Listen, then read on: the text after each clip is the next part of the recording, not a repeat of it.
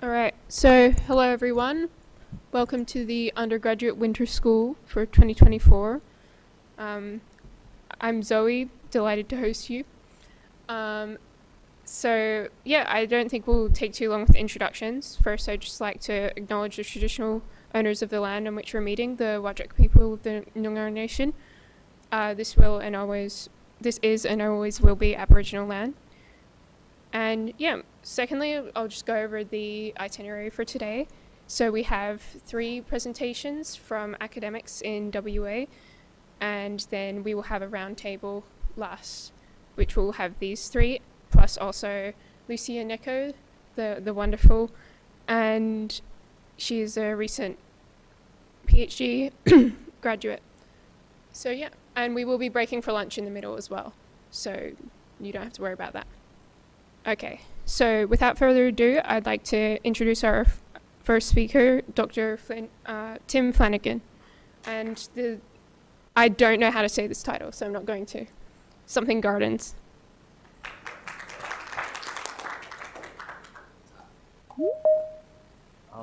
Thank you. I'll talk into this and etc. Thanks for the introduction. Thanks for all your work, Zoe. I know it's been a lot to put together these events. There's a lot going on. I did German at high school many years ago, and not very much of it. Herrenhausen, I don't know, but it's a place in Hanover, in Germany, Saxony, I think. Herrenhausen Gardens is something I want to talk about today because there's an anecdote that goes throughout the works of Leibniz that he's quite fond of, and I think this is an interesting anecdote to explore for what it enables us to think and what it prompts us to think and how we might yet think about this anecdote. I jumped forward to that slide because it was one that I thought was more interesting than this. Essentially, there's this anecdote, and what Leibniz and his colleagues are wandering around these gardens, their stately home, palace in Saxony there, and they find that he challenges, or someone challenged one of the princesses to see if she could find, the princess challenged one of the courtiers to see if they could find any 2 leaves that were identical, and he couldn't, and Leibniz thought it was a really significant event, and Leibniz uses this throughout his work. I'm a bit back to front here. I'm beginning this. This is something that Borges, if you've encountered the works of Borges, great short story writer, Argentinian guy, 20th century writer. He writes about this fabulous account of a young man who'd sustained a neurological trauma, and his mind was ever altered after that. And there's this famous passage in the Funes story, and I think this is really interesting for us, because he's talking about every leaf he perceived, he could perceive the difference in it. So this world of bare particulars was the only world that existed for him, according to Borges. So you can find this in the collections there.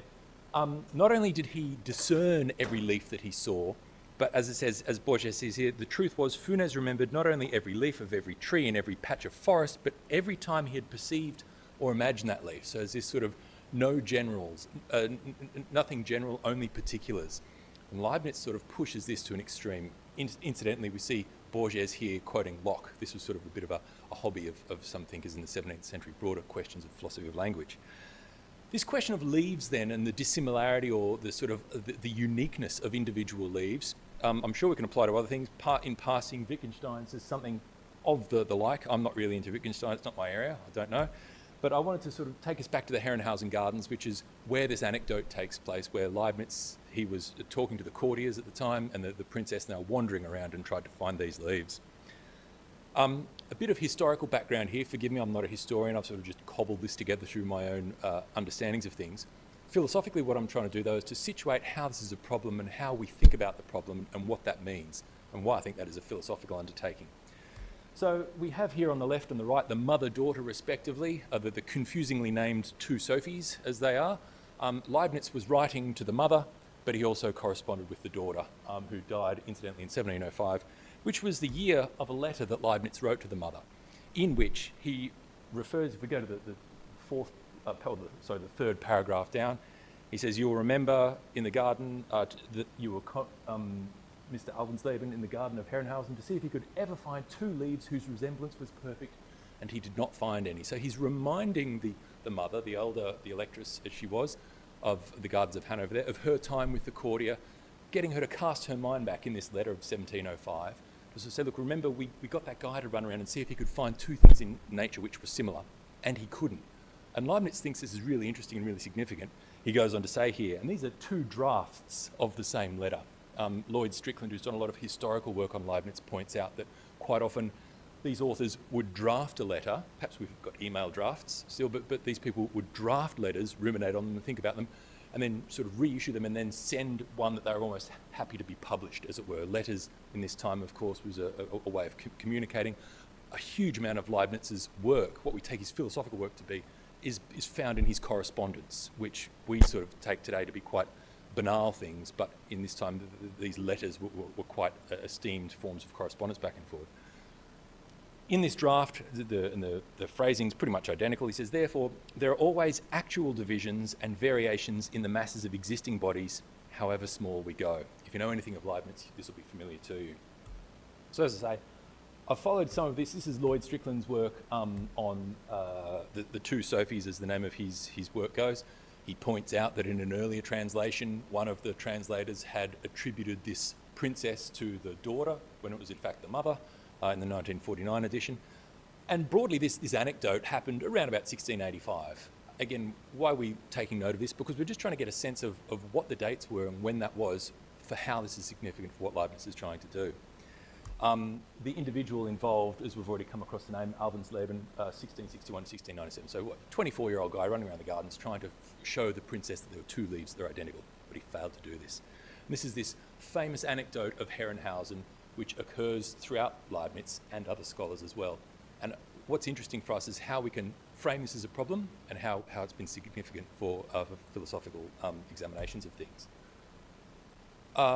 I'm not a Shakespearean, of course. They talk about the first folio in Shakespeare. What's the original source of this? Just going through a few, again, this is me just going through the history of things.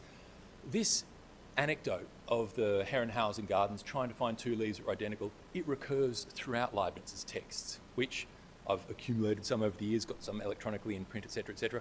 You find it in his letters, in his published things here and there. It's a bit of a recurring theme as per the dates we can see here, but it sort of characterised things.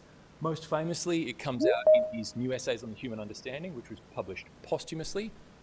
He'd written it as a direct chapter-by-chapter critique of Locke, and it was only published out of respect for Locke quite some time ago.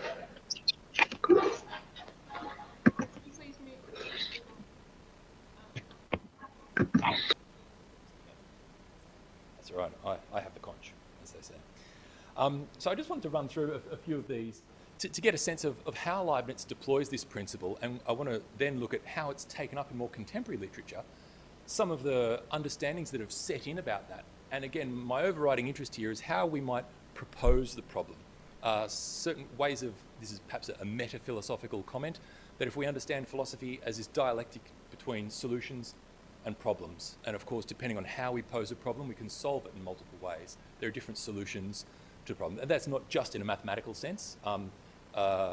Walking is a solution to the problem of how to get from A to B. Running is another solution. Depending on the scenario, we'll solve that problem in different ways. So it's in this guise that I want to look at a few passages. This comes from his, Lermke is translated and edited most of the works. If you find the edition in the library, it's a big fat page of, a big fat book of Leibniz. And in this short texts on the first truths, we see this phrasing which recurs, never are two eggs, two leaves, or two blades of grass in a garden to be found exactly similar to each other. So he's sort of using this familiar, folksy, empirical example to evidence a broader metaphysical truth, as Leibniz is wont to do. That's his project. More formally, or perhaps more technically, he writes there cannot be two individual things in nature which differ only numerically, is his claim here. So this is from the first truths. In a letter to an Italian Jesuit priest and scholar, he says pretty much similar things. Perhaps it's like if you hang around with people, you hear the same jokes. You know, I've heard that anecdote before, Dad. I've heard that joke before. Leibniz, once we sort of tune our eyes or ears into this Herrenhausen thing, we see it everywhere. And he uses this example. I remember once I was presently, or this, I'm jumping around too much. So two drops of, there are no two things so similar that an accurate inspection, a difference cannot be detected. So there is always something uniquely different about things. There are no two things in nature the same. No two blades of grass, no two grains of sand, no two drops of milk. Is Leibniz's metaphysical thesis, but he thinks this is empirically evidenced or empirically observable. And again, he used this anecdote. This was pleasantly observed by a princess of great talent while she was having a walk with the leaves of the trees and the blades of the grass of the garden, he says in his letter to Casades.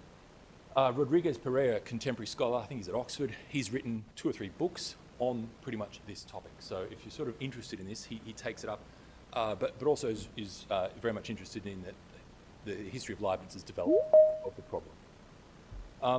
Again, in a letter to Clarke, who was basically a mouthpiece of Newton, Isaac Newton, Leibniz was sort of writing to Clarke or trying to critique Newtonian science, Newtonian physics, and Clarke was the defender of Newton, so Leibniz sort of thought he was going toe-to-toe with Newton by writing to Clarke. Similar sort of claim here, Her Electoral Highness, the Princess Sophia, one of the courtiers, thought he could find 2 leaves perfectly alike, ran all over the garden, but it was to no purpose, he says. He then continues on in passages we're now familiar with. Interestingly for us, I think he wants to push this a bit further to say, this is an argument against atoms. Why is that? Because atoms presuppose there is some self-same homogeneity to nature, that fundamentally we can boil things down to something, some homogeneous stuff. That's what the historic doctrine of atomism teaches. Of course, goes back to Leucippus and the early Greek philosophers. And Leibniz is interested in that, but also immensely critical of it. So he wants a particular form of atomism, or he's suspicious of many types of atomism. Those great principles of a sufficient reason and the identity of indiscernibles, which is this principle we're talking about today. I wanted to call it the leaves of Herrenhausen because the identity of indiscernibles is taken up in different ways. It sort of means different things in different contexts, but I'm really interested in this sort of genesis story of what the problem is doing for us. He says there, insensible things that are indiscernible can never be found. That, for instance, 2 leaves in a garden or 2 drops of water perfectly alike are not to be found. So this repetition of this phrasing, again, Lohmke in his translation of things here. Forgive me, this slide might repeat, maybe not. This is just another instance of that. It's an impossible fiction. To suppose that the universe could have had at first another position of time and another one, that all parts of the universe should have had the same situation among themselves. So again, against this homogeneity that we can fundamentally reduce stuff, there is an inherent complexity, inherent destabilised nature to things. And this is what some of the later scholars we're going to pick up on draw out of Leibniz's observations on things here. So again, they were some passages that come across, where we come across this principle. I want to just focus now on a couple more texts to give a bit more of a flavour of how this is operating in Leibniz's philosophy more generally, and then we'll see how this is taken up in contemporary scholarship. Again, the term here, or the phrase, is the identity of indiscernibles. This is sort of a bit of a term of art, a bit of a phrase. As if you go searching for it, you'll find there's a huge amount of literature on it. I'm interested in how this is, how this echoes through Leibniz's philosophy. That's what we're trying to look at today. So, in his new essays on human understanding, he sort of sets out a similar sort of phrasing, and he says, if 2 individuals were perfectly similar and equal, and in short, indistinguishable in themselves, there would be no principle of individuation. Pushes it further. I would even venture to say that in such case there would be no individual distinctness, no separate individuals. That is why the notion of atoms is chimerical and arises only from men's incomplete conceptions. Famously for Leibniz, an all-knowing God, an omniscient God would know everything, and when we think we know something completely, we only know it partially. So it's clear because it's obscure for us. It's clear because we've abstracted from things. So perhaps a forerunner of Kant in the sense that there's some inherent epistemic humility built into what we can know, what we can claim about things. And again, this is, I remember this great princess, as he goes on to say, or rather defending the thesis here, that every body is changeable and indeed is actually changing all the time, so that it differs in itself from every other. Again, against this thesis of a homogeneity or a self-sameness or a stability to nature, wanting to sort of think that the infinite complexity of these things. The 2 leaves story again. A clever gentleman, he doesn't name, was walking, believed that he would be easy to find some, but search as he might, he became convinced by his own eyes that a difference could always be found. I put this in bold because quite often Leibniz is associated with being an arch rationalist, sort of dismissive of the empirical world, the world of phenomena, the world that we encounter. And yet, as some scholars have pointed out, here's Leibniz wanting to say, well, look, he was convinced of this empirical truth, or of this, rather, he was convinced of this metaphysical truth of things, by empirical observation. And ordinarily we know that rationalism and empiricism are sort of at two ends of the spectrum, as it were, and there's an interesting suggestion, or the suggestion then here is that Leibniz is trying to sort of reconcile the two, or at least if we want to read Leibniz as a rationalist, we shouldn't do so at the expense of any empiricism on his part. This is a bit, as I say, it's a bit of a whistle-stop tour of Leibniz through this Herrenhausen anecdote. We move on to the notion of the monadology. Again, a text perhaps you've heard. If you've read anything or read much about Leibniz, you'll have come across the word monad, perhaps the text, the monadology. One of the few complete texts that Leibniz published in his lifetime, just I think it was the year before he died, a bit of a summation of his philosophical project. A lot of what we have of Leibniz is in unpublished manuscripts and in correspondence, etc., which has since been published, but in his day, not very much was published. Monadology, an exception to that. Very readable, short text, a bit of a distillation of his entire philosophical project. He said, and it's written in, you can get quite often French and English edition. Leibniz, a German speaker, but he wrote primarily in French and Latin. He was a courtier, etc., so whatever the biography there, but he wrote a lot of his texts. We sort of read Leibniz, but it's often in the French here. There are never in nature two beings that are perfectly alike, and in which it would not be possible to find a difference that is of internal or founded on an intrinsic denomination. So yes, there are differences, but these differences are always internal to the things. External presupposes some vantage point from outside the scenario. So he's interested in differences, but these differences are internal to things, and he wants to stress that. He stresses as much in an earlier work on the discourse of metaphysics. And this is again this God's eye view of things, the famous line in Leibniz to say that only God would be able to perceive the full, or an all-knowing being would be able to make sense of all the predicates of a subject, of all the features that are to be said of an individual. By definition, an all-knowing being could know that, and by definition, we are not, so we cannot. But he's saying, in principle, this would be possible for an all-knowing being. God alone could recognise them. Of course, 17th century, everyone's talking about God. We say the God of the philosophers, if we have any squirms about talking in religious terms or whatnot. It's just the way people spoke in such days, if we needed to qualify that or explain it. Again, this notion of an inner difference is what comes up in one of his later texts there on nature itself, as the title says, another short text collected in the Lohmke edition. He says, it is an internal law from which their actions and passions follow, even if this law is mostly not understood by the creatures in which it adheres. So, in a way, I guess this keys into debates about design, intelligent design, or if we wanted to, perhaps we're shoehorning it a bit, we're sort of fitting it into a box that it doesn't quite work. Leibniz is interested in this intrinsic difference of things. So this is this sort of whistle-stop tour of Leibniz, this principle as it recurs throughout his own philosophy, explicitly stated in different guises, how this sort of undergirds or sort of pushes along some of his other principles by which he's really well known. I want to look just at how this has been received in an equally whistle-stop tour of things. Forgive me, these passages are a bit, some of them get a bit small. Famously in his Science of Logic, the German philosopher Hegel sort of dismisses Leibniz out of hand. So he says, look, wandering around the courtyard with the palace ladies and courtiers comparing leaves, if that's what metaphysics is, well, you know, isn't that easy then? It's a happy glücklich, he says here, happy times for metaphysics when it was the occupation of courtiers and the testing its propositions called for no more exertion than to compare leaves. So Hegel, for his own reason, a bit dismissive of Leibniz's project.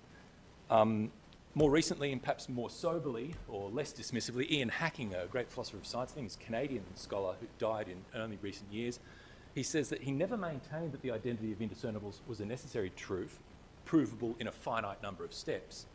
On the contrary, he presents it as a consequence of the principle of sufficient reason. So there's further principles in Leibniz by which this principle is to be understood. So if we abstract it, which is arguably what happens in some of the literature, if we abstract it and try and take it and call it Leibniz's principle and apply it to other things, yes, that might be interesting or generative of other philosophical problems, but perhaps it's doing a certain violence to what Leibniz intended.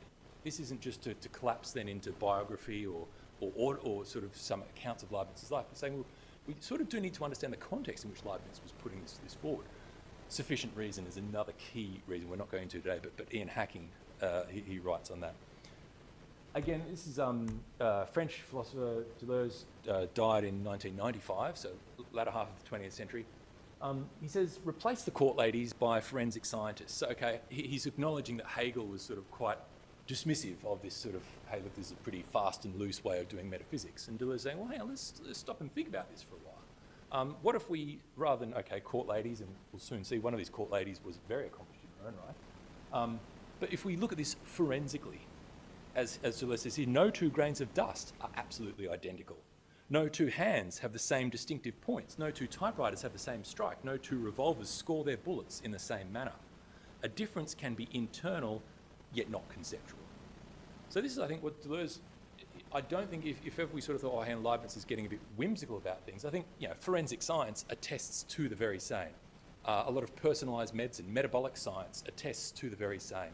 It's not just the states, but it's also the time and space in which those states are taking place that is significant. And that's what a lot of contemporary science, I say a lot of contemporary science, those fields of science are recognising insofar as they are, perhaps there's a Leibnizian heritage to them. What are we even talking about though? This is what I'm trying to say, and this sort of, it's a maddening exercise to try and run your mind through how the principle of the identity of indiscernibles has been taken up in 20th century scholarship alone, let alone earlier. Nonetheless, it features quite heavily. This is a really helpful book. Schulner wrote one of the short Cambridge Element books on identity. And here they give a really succinct account of how Leibniz's law, as it's also taken up, is discussed in contemporary literature. So I sort of put this here, not so much to guide, to go through or explain, but to sort of point to or sort of set out if you want to explore it more. As they say, there are sort of two principles at work here. Again, the Leibnizians might sort of say, well, hang on, who are you to be dividing up these principles and doing it your way? But this is reflective of the literature. There is literature on the indiscernibility of identicals and the identity of indiscernibles. And as Schumann says here, one of them is sort of more or less better regarded than the other, but these two principles, they're sort of variations on a theme. One of them is more acceptable than the other. I've very helpfully indicated that with some smiley and frowny faces here to sort of indicate what the difference is and how this is taken up, as Schumann says, so that they decompose Leibniz's law into the identity of indiscernibles and the indiscernibility of identicals. So again, for a maddening winter project, you might want to sort of understand Leibniz's law via these two principles, or sort of see what these two principles are doing and how they together, or don't, constitute Leibniz's law and what that means. I also want to remind us of the name Gonzalo Rodriguez Pereira, writing at Oxford, who's sort of one of the standalone authorities on this particular area of metaphysics, but also very much interested in the history and genesis of the problem via Leibniz. So this is perhaps a bit more of an explicit or a technical formulation of things. I want to just go on, look at another commentator. This is Benson Mates, who wrote a book, 1986, I think it was, on Leibniz's metaphysics and philosophy of language. And as he says here, look, some scholars take whatever Leibniz was doing to have comprised two different things, which we can read backwards and forwards in this way. This is so early in 1986, when Mates wrote this was already when the 20th century, and there was yet a lot to come out of this. Mates remarks on this, and he acknowledges the complexity in the field. It's not clear what the field is talking about. And Mates himself says, well, whether or not this is plausible, I don't know. He's sort of openly sceptical or humble about this, as it were. One thing he does want to say is, another question that arises is why Leibniz seemed to accept the relevance of empirical procedures like peering through the microscope at drops of water, or milk, as we saw, or hunting in the garden for pairs of exactly similar leaves. So it's not just some abstract question of metaphysical logic, whatever that might be. Leibniz is quite he's quite empirical in his claim here. So it's not just some thought experiment. Can we take this more in a more robust way? As he says here, forgive me, a rather long passage, is worth reading out. He says, in any case, I should like to suggest that Leibniz's general metaphysical framework gives us a way of interpreting the principle that makes better sense of it. So understand it on Leibniz's own terms. It becomes the statement that no two individual substances fall under exactly the same concepts. Of course, substance, concept, these very pregnant philosophical terms. Or what comes to the same thing for Leibniz, that no two such substances have the same complete individual concept. So this is Mates' formulation of things, where, again, I thought this was just helpful to look at because he's, as we've just seen, there's the 20th century and I think I've managed to lose out a slide here, unless it's going to come back and haunt us later on. There's a lot of discussion in the 20th century about how we're to understand this principle, and Mates is saying, well, look, you know, what this means or how this works, he doesn't quite know, or, you know, we can sort of, back to my earlier point about how we phrase a problem philosophically, how we understand it to be, where we begin. This is her own work. So I'm jumping forward again. This is, sorry, to another thinker, Emily du Châtelet, who was, I think her work is still, so she was writing in the early 1700s, and she was, among other things, a scholar in her own right, wrote 2 editions of the Institutions of Physics, this book, and she was also better known at the time as being the French translator of Newton's work. So she translated the works of Newton into French, and I think if you go to France and want to buy Newton's works in French, they still use her translation. So she was a translator but a scholar in her own right as well. Interestingly, here she is, she picks up on this principle of indiscernibles that she says Mr. Leibniz has talked about, and she gives a variation of it herself with a rather beautiful passage that each particle of matter is destined to produce the effect that it produces, and it is from this diversity is born, which is located between 2 grains of sand, as between our globe and that of Saturn.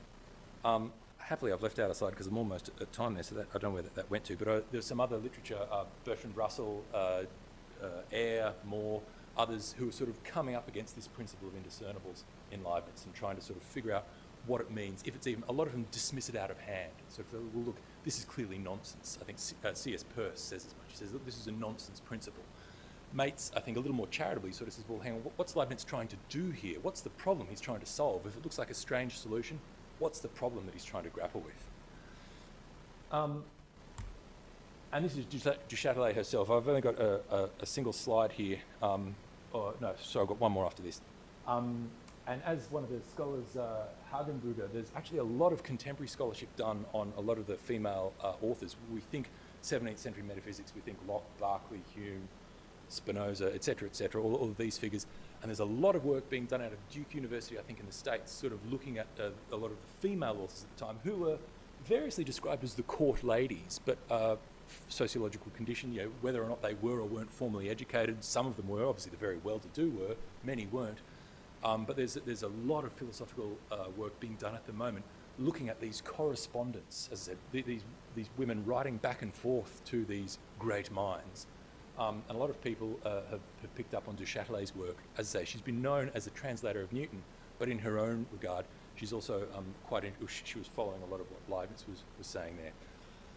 I thought here we are looking at the identity of indiscernibles, and as some scholars point out, well, there are actually 2 versions of her text. It's like the A and the B edition of Kant. Sort of got, oh, which one are we reading, sort of thing. And the 2 editions are not identical, as one of the commentators says. Of course, that'd be a way to end it. Final slide here. She points out, and this is just a very demonstration, and it must have been 1741 that colour was invented, because here in the 1742 edition we've suddenly got colour for the 2nd edition of her work. But this is Sarah Hutton, I think, yeah, Hutton's work. And she's saying, well, look, what is du Châtelet doing? There's a Leibnizian influence in du Châtelet's physics, what she's trying to do. And she says, each element, no matter how small, possesses different individual characteristics. She says, and this is an important, in the 1742 edition, there's a variation, and this is really significant, Hutton wants to say. Why is this significant? And this is my last point, and I think this sort of echoes what Leibniz was trying to do. We can see this in the work of du Châtelet, and it might help correct more contemporary understandings of what Leibniz was trying to do with his principle of indiscernibles. Namely, there's a proposition here. Rather than being defined by a uniform mathematical structure, nature is constituted by individual and complex systems of infinite diversity. So this is a very Leibnizian theme to end on, an outrageous metaphysical proposition, but it's a claim about the nature of nature, which is what Leibniz was trying to do. I think this is what's distinct, but also really interesting about du Châtelet's work, and in turn that of Leibniz. And we might, I think, for our purposes, think about this. Well, insofar as there's so much work being done on the AI and the digital and the world in which how things are conditioned, a very Kantian question of how things are conditioned, things in the broadest sense, not just society, but structures and everything. Rather than a uniform mathematical structure, there's an infinite diversity. So this is sort of, I think, a really interesting line. Again, Hutton exemplar of sort of this contemporary engagement with the work of Du Châtelet and others. That is the whistle-stop tour of the Herrenhausen Gardens. I think that's bang on the time. As I say, there's one slide that fell out, but that's probably for the better, so I'll leave it there. That's all right. Cool.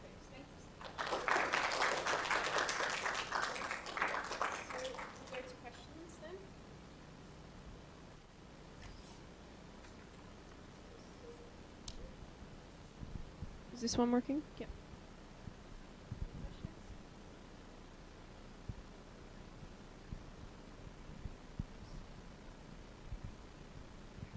Hi, thank you, Tim. Could you explain a little bit more about why the identity of indiscernibles is a consequence of the principle of sufficient reason? So the principle of sufficient reason is one of Leibniz's many doctrines or principles, and it's to say that everything has a reason. There's an order for it. So perhaps it's a folksy or a bit of an entry, a bit of a way of pinning him down. Essentially, Leibniz is defending the order of nature as maintained by God, a certain version of God, the philosophy, Leibniz is a weird and wonderful sort of God, not necessarily one we'd recognise from scripture or elsewhere, but of an all-knowing, all-powerful being. And he's saying, look, there is a reason for everything. And because there's a reason for everything, if we assume that there are two things are just the same, that's just a function of our finite comprehension of things. So to an all-knowing being, there is an order. It's just our crude sort of, we get by stereotypes, cliches, not in the social sense, but like we have to assume the homogeneity of things in order for there to be order. But really that order is something that is only knowable by an infinite intellect. So it dovetails, it pairs with that principle of sufficient reason. And that's what Hacking was saying, that we need to understand this identity of indiscernibles to sort of propose it in a vacuum. It seems strange, but once we situate it in Leibniz's broader project, it's sort of like a consequence of that principle, or it's interlocking. So that's...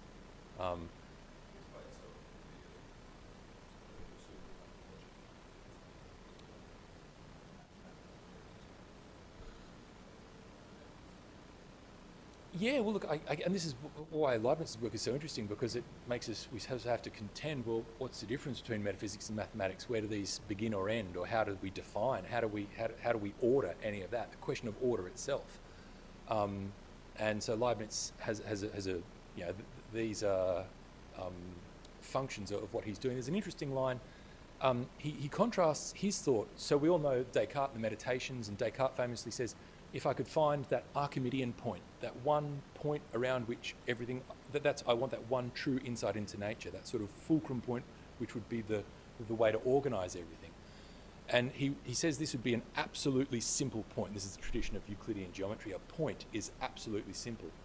And Leibniz sort of contrasts that sort of Cartesian logic of the idea. And so he says, well, rather than something absolutely simple, what if it was infinitely complex? So a point is the convergence of an infinity of angles, or an infinity of lines. So rather than being something absolutely simple, it's absolutely complex. And he wants to just to sort of flip it around. So there's this really neat inversion of Descartes that's taking place in Leibniz there.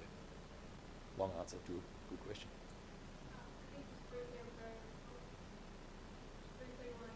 Or if you don't know, so raise a hand for a new point and a finger to add to a point.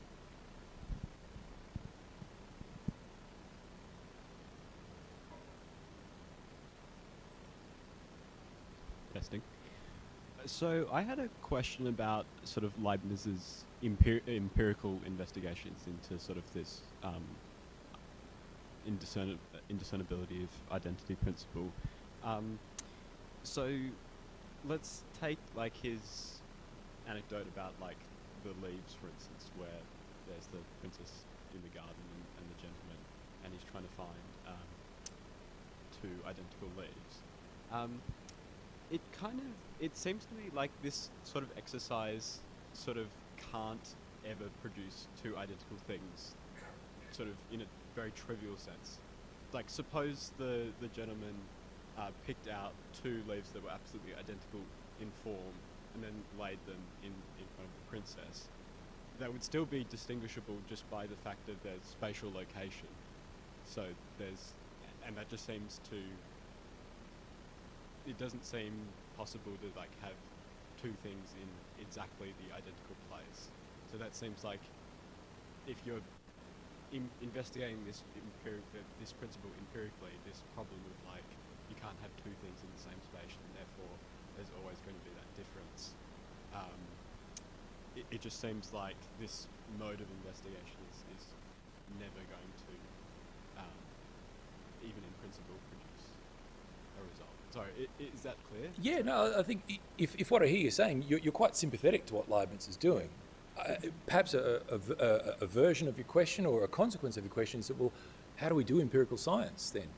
We all, two twins, same genetic profile broadly, if they compare, same lifestyles, and yet one develops diabetes, one doesn't. One develops cancer, one doesn't. Why is that? We don't know. And yet we all know that, well, hang on, we should, I don't think there's any human being for whom smoking is sort of vivifying, or so, no doctor's going to go, are you drinking enough? It's sort of like, it's a generalised thing. We could probably do less of some things and more of others. And yet how that it's instantiated metabolically, if we want to use that terminology, is going to vary. So I think it's a really interesting question, how, if we're going to sort of, if we're dialing up the complexity of the empirical world, and how we, but science can do things, and so it's an interesting back and forward there, if that's a version of what you're saying. Yeah, kind of. Like, I guess I'm kind of trying to get at something where it's more like it just seems necessarily impossible that like such an investigation could produce two identical things. Like, not just like, oh, the world is complex and therefore there's all these different causes and stuff, but just like the fact that two things can't be in the same space at once seems to be like just a very sort of brute fact about the world, and therefore saying things like, you can't have two indiscernible things just seems like it's almost like it's a trivial truth in a way, because it's like that's always going to be a difference. So I don't like what I'm saying is like I'm not sure what the sort of meaning in that is. Yeah, true. Okay, look, I hear what you're saying as well. Elsewhere, Leibniz he says predication. It's not a logical operation. It's a metaphysical operation. So true predication is in the nature of things. And so exactly what you're saying, that there is this, we have to take into account the world in which these things take place. And I think you rightly sort of say, well, yes, it's in a way it's trivial, but I wonder, so much of our thinking often thinks that we can just identify in this sort of self-same homogeneous with the digital world. We're encouraged to think that, well, hang on, we just need enough data points, and we'll know how your experiences of love is different from someone else's experience. And we just had enough data points, we'd be able to know these things. But as you say, like, well, it's the world, there's something inherently situated. And Leibniz, he writes Analysis Situs on the whole significance of point of view. So he's really dialing that up. So, but I take your point. Like, we can imagine this, and it doesn't seem controversial, and yet I think thinking through the consequence, it is still a bit foreign to us, despite it being plausible, perhaps, in that regard.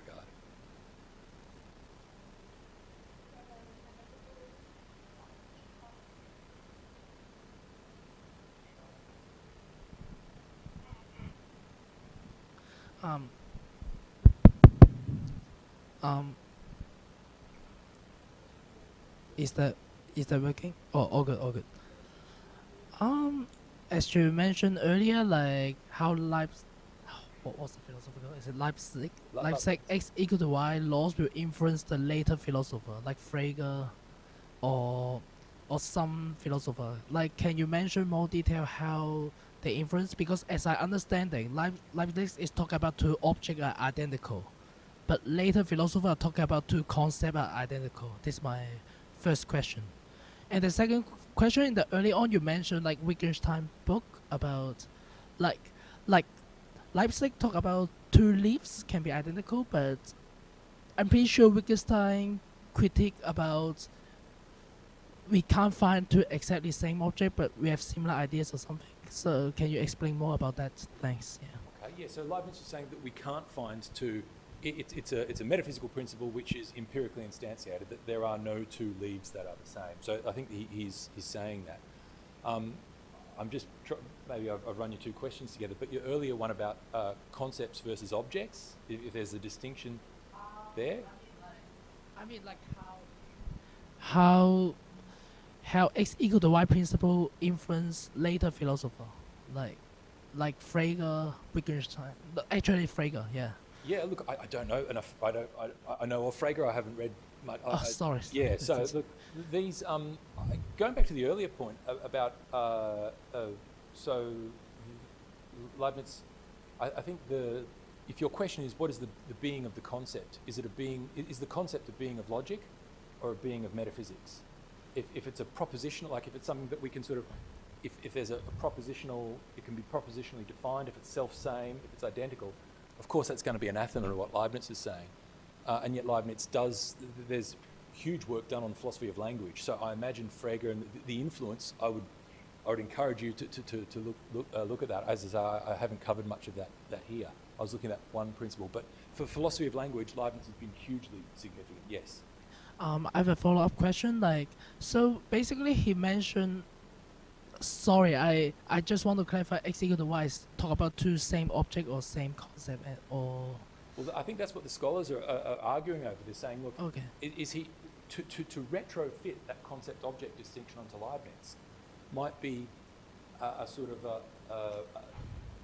doing some violence to what he was doing, or at least the commentators sort of say, look, if we're trying to understand that in terms of this, maybe that's not, we'll get different things depending on what we bring to Leibniz. So whether or not Leibniz is Bertrand Russell and Coutrat, French writer, both about 1900, 1901, they put forward big systematic interpretations of Leibniz.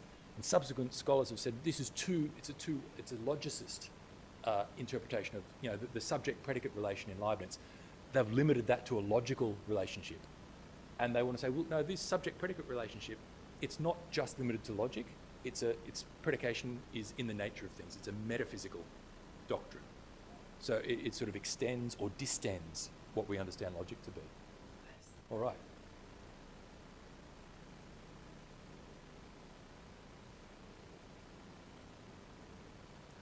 As you're going over, I'm just reminded of another example. People talking about this, they often talk about Chinese water torture, and they sort of say, look, chemically, in a molecular sense, supposing it's pure H2O, these are interchangeable. These are identical things happening to it. But why is it? How does it work? Well, it's because the 10,000th drop of water is preceded by 9,999, whereas the first one wasn't.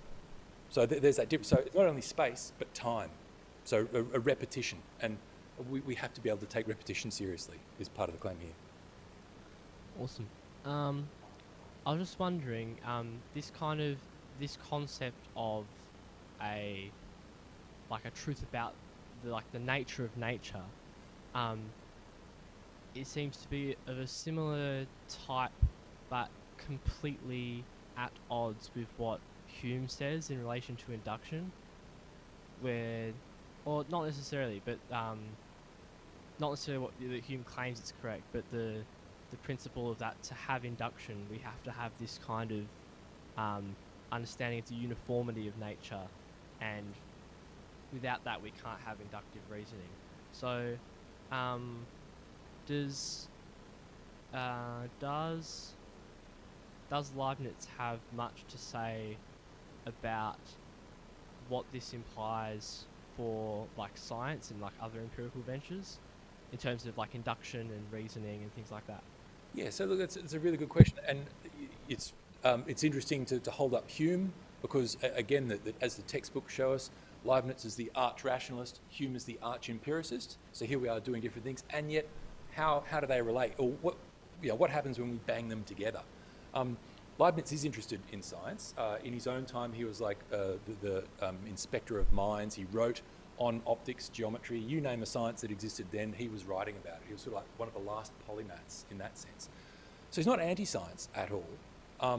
The question of Humean induction, if this is on Hume's home ground, as it were, relations of ideas, matters of fact, etc., forks. Whether or not Leibniz would subscribe to that is another question, but the problem that Hume's getting at, that we sort of need to assume, or that we can sense a whole, or whatever the case may be, perhaps Leibniz's, is there nature's infinitely complex, but of course not for God, because God can see it all. Hume famously, perhaps not so much of a theist as Leibniz and others were, but that question of our empirical purchase or our empirical apprehension of the world. Interestingly, Leibniz is trying to say, he gives these sort of quite fanciful, we started with Borges and sort of like mystical fiction almost, to these quite sci-fi scenarios. They're also quite mundane, quite everyday. One of the other ones that Leibniz repeats is the example of living near a water mill, as he says in his time, or in our time, we're living beside a train line or a freeway. And after a while, you just don't hear the trains anymore. Your friends come over and go, gee, that's noisy, isn't it? You go, no, I've tuned out. I'm deaf to it. I don't hear it anymore. And so these perceptions, and Leibniz's doctrine of perception versus apperception, so they're taking place, but we're just not conscious of them. So there is a case for Leibniz being an empiricist, but perhaps it's not the empiricism that we get from, well, yeah, it's related to Hume, but that's a really interesting question, how those two would be linked. Perhaps that forensics might be an entry point for what a Humean forensics versus a Leibnizian forensics might look like.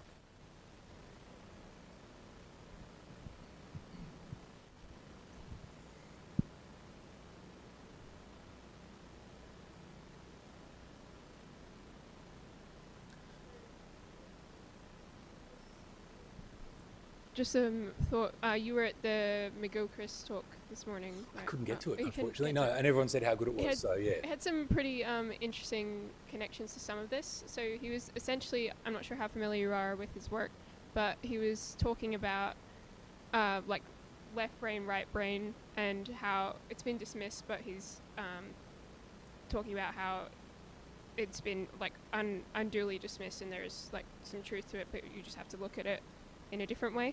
But one of his big points is talking about how a lot of philosophy, like modern philosophy, is very much in the mode of breaking things down into parts, and that this is a function of the left brain, but there's also an important role for the right brain, and it's only you need to also be reconstructing or reintegrating things into a whole after breaking things down. I just thought it was fairly interesting. This what Leibniz is arguing for seems to be a kind of, I guess it's a reaction to the Cartesian, like hyper atomistic, I guess, view of things. Do you have any thoughts on what this? If you think this move is this like an extreme like counter reaction to that historically? Yeah, no, really good question. As I wish I'd got along to the talk, and I defer to any neuro. I'm not sure of the doctrine of atomism. As we said earlier, it's sort of one of the earliest Greek things. It literally means they call it the privative alpha, the without, like asexual, ahistorical, without. Atom means it cannot be, tomnein, I think, is the Greek verb to cut. So atom is that which cannot be divided. And Leibniz's concern about atomism is that we sort of assume that, oh yeah, we've just reached the building blocks of nature. And it's not that we can't analyse, but that our analyses don't go far enough. So whether or not, so Leibniz, on the face of it, he's critical of atomism, but only because that's where people sort of think, oh, we've got to the self-same stuff of nature. But that complexity goes all the way down, and it resounds with its own history, and it's sort of it's infinitely complex, as they say. So that's I guess that as an echo of that empiricist question, that's how his interest in atomism. Of course, the doctrine of monads, we think, oh, that's sort of just Leibniz's version of atoms, isn't it? Well, yes and no. They are these. They're partless things. They're incorporeal, partless beings, but they function in a similar way as the building blocks of his system.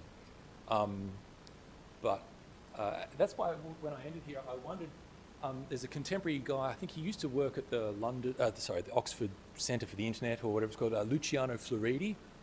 He's a bit of he's writing on the philosophy of what is it, the internet and data, you know, artificial intelligence and whatnot. In his work, he talks about digital ontology. And this is why I put up their mathematical structures. And some of the earlier questions here, like, it would seem that Leibniz is wanting to sort of poo-poo mathematics and sort of say, look, we can't be rigorous about these. It's just, the romantic complexity of things. And mathematicians will sort of say, well, hey, no, these things can be done different ways. So Floridi's concern about digital ontology is that it assumes that there is just this self-sameness about stuff. And he's interested in, yes, that's a structuring power, but that's not the whole story. So there's analysis, but there's also synthesis. And where do we begin? I guess that would be a really interesting course in the history of philosophy. What comes first, synthesis or analysis? So, yeah.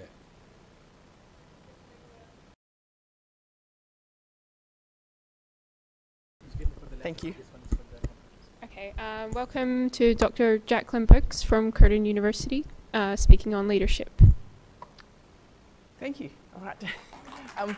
Thank you so much for having me. Thanks to Zoe for organising it. Right, so what I wanted to talk about a little bit today is about basically how I came to what I'm doing with philosophy now, and then a little bit about what I have done with philosophy and what I am currently looking at. I may not get through all of it, but either way, I hope it's interesting to you. I also wanted to acknowledge, this is a nice piece of artwork from some children at the Art Gallery at Curtin as an acknowledgement of country, an acknowledgement of standing on Whadjuk Noongar land, and acknowledging elders past and present. I was recently giving a presentation at Oxford in the UK, and it's always kind of surprising and a reminder to me that moment when I'm like, oh, no, I don't do an acknowledgement of country here in England. This is the other side. So, yeah. So, who am I? So I teach at the Curtin Graduate School of Business, and I teach undergraduate ethics to business students at Curtin in the business school. But originally I started, it feels like 5 minutes ago that I was in your shoes here at UWA as an undergraduate. And I did my undergraduate degree in philosophy, and I absolutely loved it.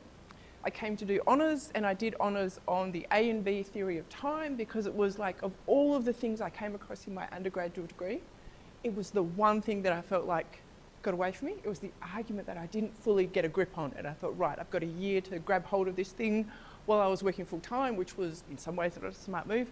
And I worked with Miri. She was a fantastic supervisor. And I really dove deep and explored the A and B theory of time, but felt like, yeah, finally, briefly got a handle on all of this stuff. So then I thought, look, a fun thing to do would be to quit my full-time job and to do a philosophy PhD full-time. And I absolutely convinced myself and everyone around me in really good denial, I'm not looking for a job, I just want to do this for enjoyment, which was kind of 1% true.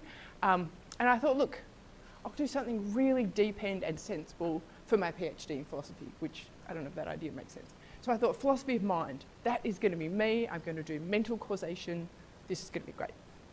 And I did the first few weeks of sort of looking at the research, starting my literature review, and then almost immediately I had really serious concerns. Really 3 major concerns, right? Mental causation, great, interesting. Did I know enough to know whether philosophy would give me the answer? I wasn't 100% confident. I knew for sure that there were much smarter people than me who were already into this stuff, working at places like ANU and Oxford and Princeton, who were way ahead on this stuff, right? And I thought, here's the real problem. I don't know that I actually care about the answer, right? That's the kind of rock solid. Now, this is absolutely an important problem, mental causation. There are much smarter people than me working on it, and I'm so glad they are. Honestly, for me, the answer to all of those questions was like, no, I don't think so. And that last one was the real kicker, right? So I took this kind of leap of faith. I went and spoke to Michael Levine, who was in, I don't know if any of you remember his corner office with the stuffed bear in it, maybe before your time. And I kind of went to him and I was a bit nervous and I said, look, here's an idea I care a lot more about. We talk so much in our culture, in business, in sporting worlds, outside of philosophy mostly, about this idea of leadership. But I'm not really sure what we mean by it or what we should mean by it. I know it does a lot of heavy lifting when it comes to ethics. I'd also had some experiences in my life, as sceptical as I was about the way leadership is constructed and used, I'd also had undeniably some really interesting good experiences with people that I'd benefited from that I would call leadership, right? People who were really invested in me and supporting me and gave me the benefit of their experience, right? And I'd seen some interesting stuff around the time around Brexit, democracy, leadership, popular support. And I thought, look, I think philosophy has something to say about this, right? And also I really care about the answer. So I went off and I remember I wrote 2 or 3 pages and I emailed it to Michael and I booked a time later that week to come in and talk to him, and I was 100% nervous. I thought he was going to say to me, this is not philosophy, this is not interesting, go away and start again. And I remember to this day I walked in and he was holding it up and he went, this is a really good topic. I was like, okay, thank goodness, right? So I started looking in my own research and my own philosophy around really first principles, right? What do we mean by leadership when we use this word? What should we mean, right? What do other people mean? So much has been written about leadership outside of philosophy. Some of it is staggeringly bad. Like, you would not believe how bad and how kind of wishful thinking and self-serving some of it is, right? Staggeringly bad. And yet it does all of this heavy, heavy lifting in our culture around justifying power and personal power, right? Naturalising it, justifying it.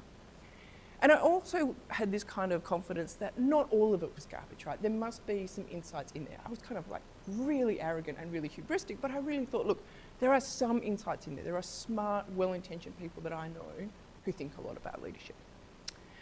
So then my next concern was, is this even philosophy though? Is this philosophy? Right? Maybe there's a reason that no philosophers have written about this. But it really is, and I think increasingly the more I look at leadership, the more I think philosophy has and still has a lot to say about leadership. What's interesting, and I really, when you all are thinking about thinking about what your next steps are, I really want to say, don't be afraid to choose something that philosophers haven't said much about just because you think it's interesting, right? There's often a lot more juice there. You can often use it to say something interesting about the topic, but it can also inform your own philosophy, right? Putting concepts to the test. So yeah, absolutely, I think how we use their terms, what they say about the world, whether there is anything that answers to these concepts and the conceptual work that they're doing, this is good, core, interesting analytic philosophy, right? So yeah, increasingly I think that. I also increasingly, you have your own topic, and you all would know this. The more you look, the more you see, and you can get a bit tunnel vision. But I do think still we have so many constructions around leadership, and it symbolises and has embedded in it so many of our assumptions about power and how things work, right? From literature to movies to popular stuff. I was travelling for quite a while last year, and I realised when I was looking back over my photographs, again, tunnel vision, one-eyed, you see your own topic everywhere.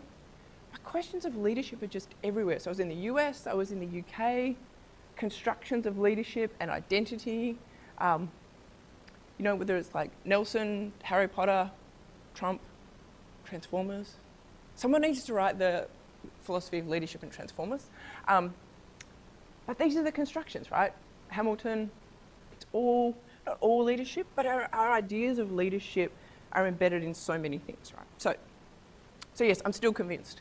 And this intersection of personal and institutional power, I think, is something that we all have a right to interrogate, right? I think we have a right to interrogate any way that we construct and naturalise power, but certainly the idea of valorising individual power, right? So when I started looking at leadership, I started looking at, what are some of the ethical questions and ethical commitments around leadership, right? And I went and looked at the leadership literature and thought, well, what have leadership theorists had to say about ethics? And the answer was very, very little, right? To the point of, this was at the time, quite a while ago now, considered the encyclopedic account of leadership, of what we know about leadership. And there's maybe 2 or 3 mentions, right, of ethics. Very, very little treatment. So I thought, well, that's interesting in and of itself, right?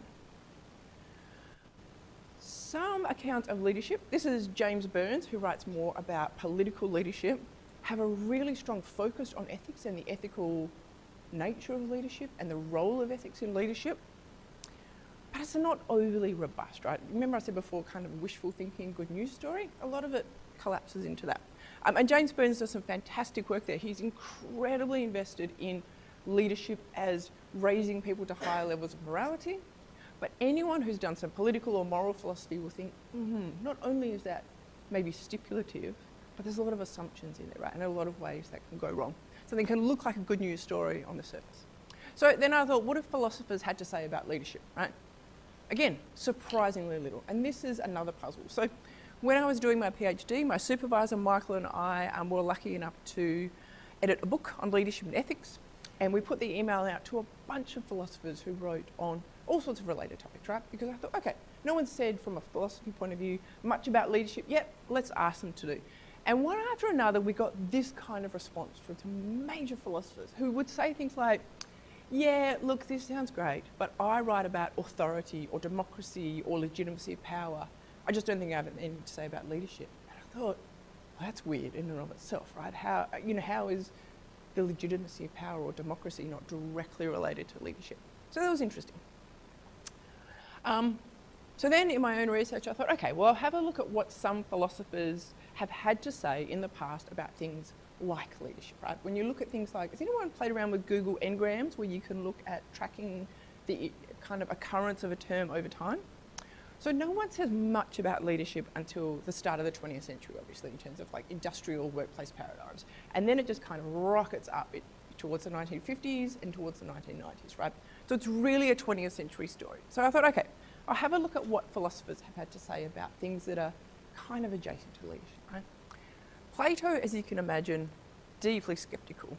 Possibly the most embarrassing idea to teach to anyone outside of philosophy as a philosopher is the philosopher king idea, right? Because, I mean, you all know how terrible an idea that is, right? Just put the philosophers in charge and we'll be fine. No. But he's deeply, deeply sceptical about democracy, right? He says some absolutely scathing things, right? Some absolutely scathing things about the ability of individuals to recognise and choose the right person to be in charge, about people, democratic politicians who think that they're in the kind of this reasoned discourse with the populace, these kind of ideas that are foundational to democracy. Plato says it doesn't even get off the ground. That's just not the nature of these interactions, which really is quite close to a lot of, say, Freudian or psychoanalytic explanations, right? The idea that we just have these irrational symbolic politics and that's what's going on, which really cuts off a lot of leadership discourse at the knees, right? Machiavelli, obviously, comes in and found really political realism, and he talks about the idea that leaders need to, or rulers need to have the ability to not act ethically if need be. And when I teach philosophy and ethics and leadership to MBA, mid-career, postgraduate students in the city, we talk a lot about Machiavelli, right, and political realism.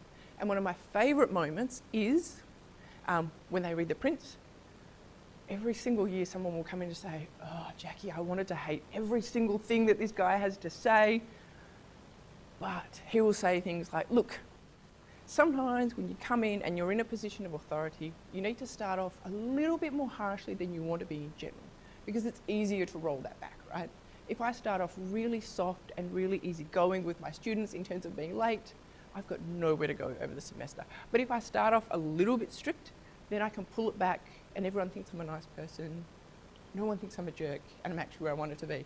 And it's often things like that, and students come in and go, oh, I wanted to hate every single idea this guy has, but he's right about that, right? So we talk a lot about that, but this was the kind of work I was doing, right? Okay, well, how do I connect that to leadership?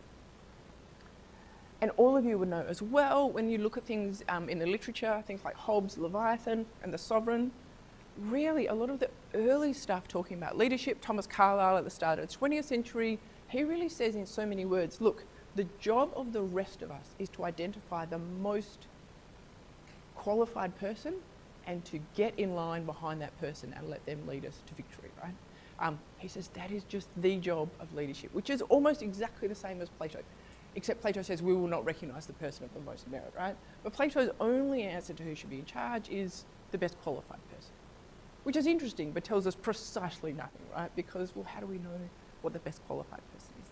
So there is this theme in the literature. But obviously the thing that I think, was really interesting from a philosophical heritage is you also get people like Mill and Popper, I think quite rightly, talking about what is the possibility for tyranny and paternalism, right? I think one of the core things that philosophy contributes to this discussion is this idea of, going back to the first thing that we teach our undergraduate students of Kant and Enlightenment, of thinking for ourselves.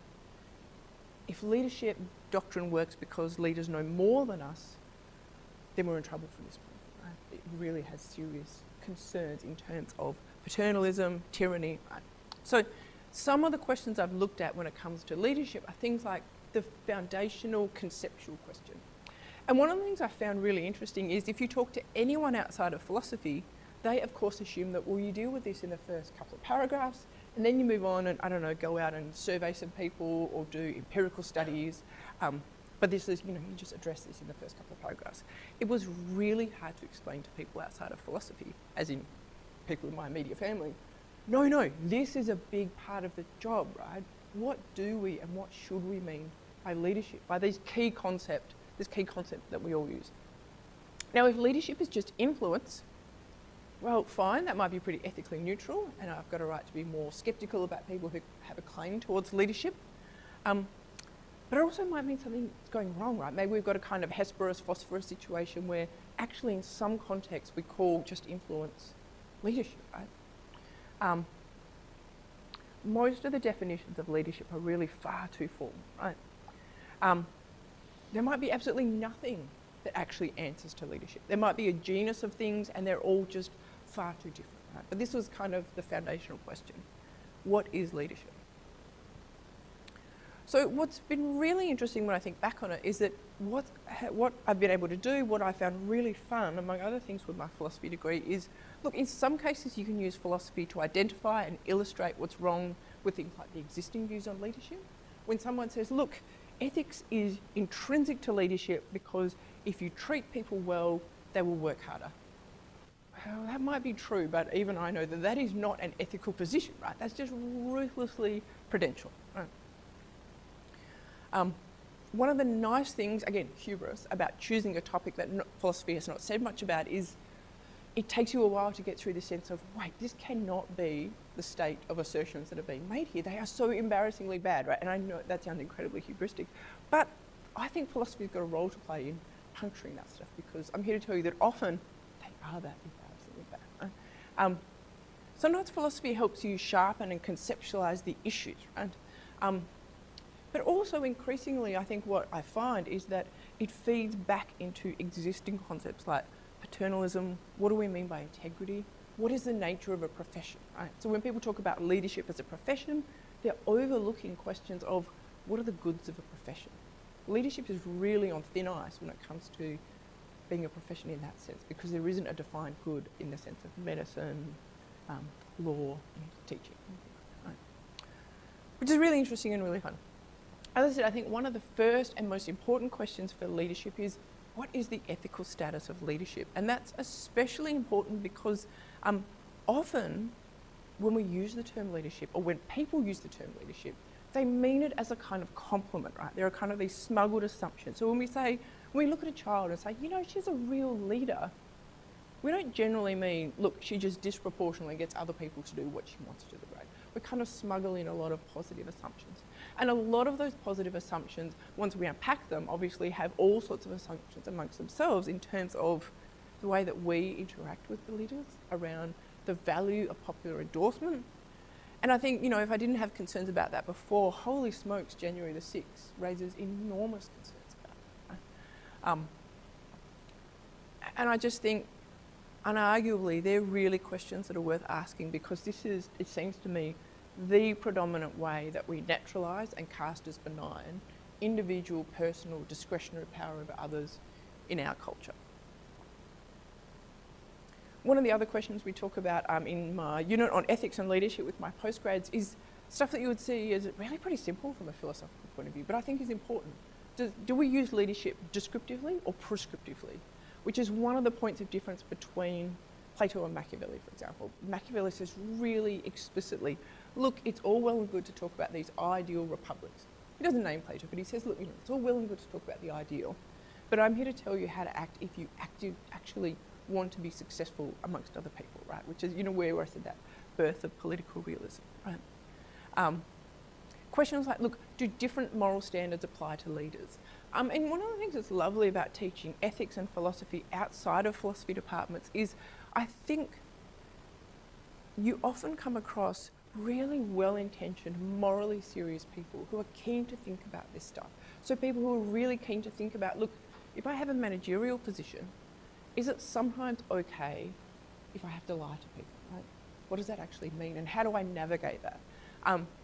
Should we care about leaders' private lives, for example, right? So when it comes to the ethics of leaders, do we care more or entirely about all of the goals that leaders choose, or how they treat their followers, or their private lives, right? I don't know if you remember quite a few years ago, the Australian Prime Minister at the time, Kevin Rudd, was really focused on the apology to the stolen generations, right? And he had this kind of squeaky clean personal life where Australians got really excited because he once briefly ventured into a strip club. And we got really excited because that was how squeaky clean he was, that this is, an issue for him. But after a few years, there was a video that was leaked on YouTube of him trying to record a video for YouTube with his staffers. And he was incredible. I mean, he was an absolute jerk behind the scenes, right? He was yelling, suddenly this squeaky clean guy was just yelling all sorts of personal invective at the people who were trying to help. Right? And for some people, that didn't really matter. For other people, we might have reason, I think, as a dyed-in-the-wool Aristotelian, to think those things don't happen in isolation, right? Maybe I have a good reason for caring about if someone is an absolute jerk to the people around them, right? So yeah, I think all of those kinds of questions are interesting. Do we want leaders who know more than us, right? Plato thinks absolutely. He thinks the key qualification of the philosopher king is they know more than us. They know the good, we can't possibly know the good, right?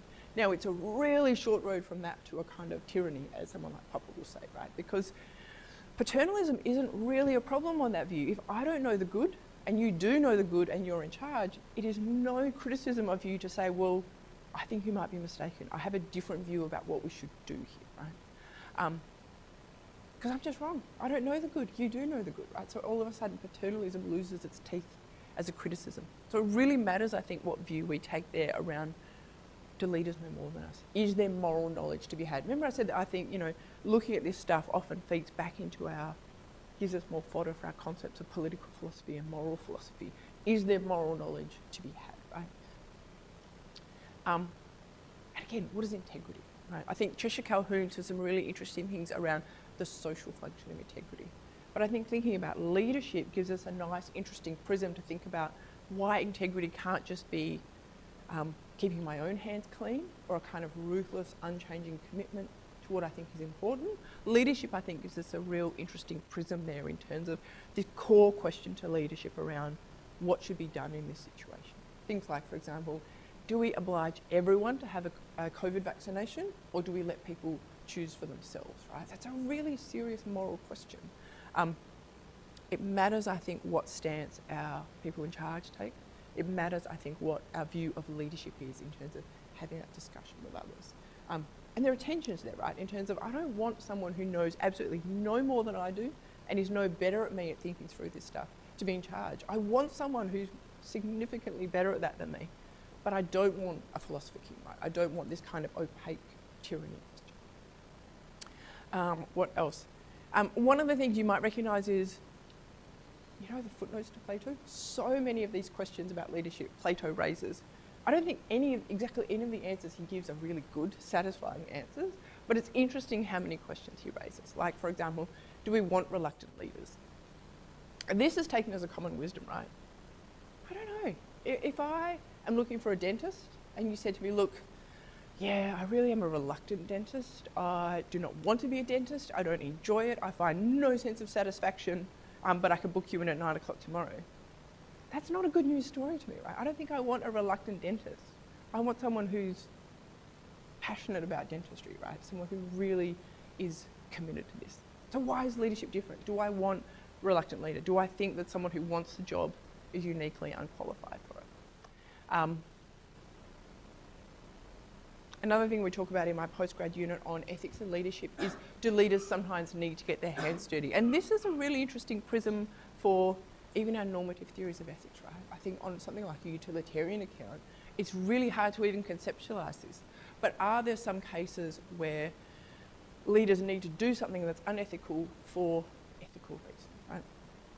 And one of the things I think that is often really interesting and important to keep in the picture is we do a real disservice or cause real problems if we allow people to import uncritically the kind of narrative of statesmanship and leadership into managerial kind of leadership, right? We let people help themselves to far too strong a justification if we say, well, you know what, sometimes people need to make tough decisions, they need to do things that would otherwise be unethical, and God knows they'll feel guilty about it, they'll suffer in their soul, but what the shareholder value had to be, I think we're really in trouble if we're not really crisp and clear about what's going on here philosophically and let people help themselves to those justifications. Another question I've looked at is things like, what is the relationship between leadership and democracy? I think prima facie, it seems like there are good, strong connections, right? Democracy is, yes, we all go out and vote for the person that we individually think is best equipped. But I think when we look closely, there are real tensions here that personal popularity can really undermine some of the key commitments we need in terms of substantive democracy, especially, and possibly even procedural democracy. And then I do think we have really good reasons to be sceptical of leadership, not just because we need good ways to avoid things like the mob and mob rule, culty sort of stuff, the idea of leadership as brainwashing, ooh, look at that, or switching off my own critical lens. And again, I think philosophy has really useful things to say there. So the other thing I think is really important, and there's been some interesting work by an Australian, Alexander Haslam, looking at the Milgram experiments, which I think is one of the key critical problems that leadership theory needs to face. He's gone back and re-examined all of the data that came out of the Milgram experiments, right?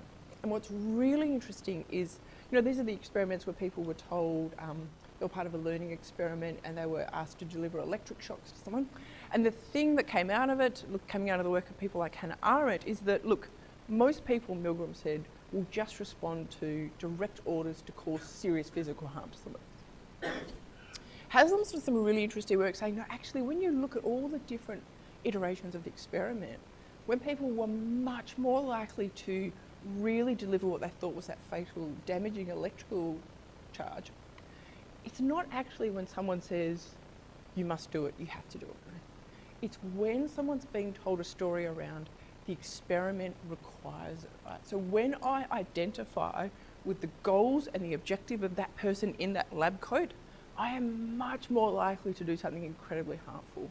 And I think that is one of the most problematic stories for leadership, right? If I identify with the goals of someone, even a Burns-style leadership who has convinced me that this is what we should do and this is what is necessary in this case for these reasons, then I'm much less likely to be, you know that guy, if you've ever seen the video, there's a guy in a t-shirt, a middle-aged guy, and he stands up and he is so close to being out. He's like, you know what, that guy's really suffering in there. I don't think I can keep doing this. Somebody needs to go and check on him, right? And every time I watch the video, I watch this guy and he is so close, and then he sits back down again, right? It keeps going. But that to me is the key question. Leadership might be the thing that tips people over the edge when someone says, look, I really have identified with and buy into the need to do this. So people who came out of that experiment who really were strong believers in science, even after being told what the experiment was, they said, gee, I'm really glad I was part of this. I did something really good and useful today. So it's when people hear things like the experiment requires it, that's when they're much more useful. So if you think back to things like the goals of leaders and leaders shaping what we think is the right thing to do, I think that is a serious concern and charge for leadership.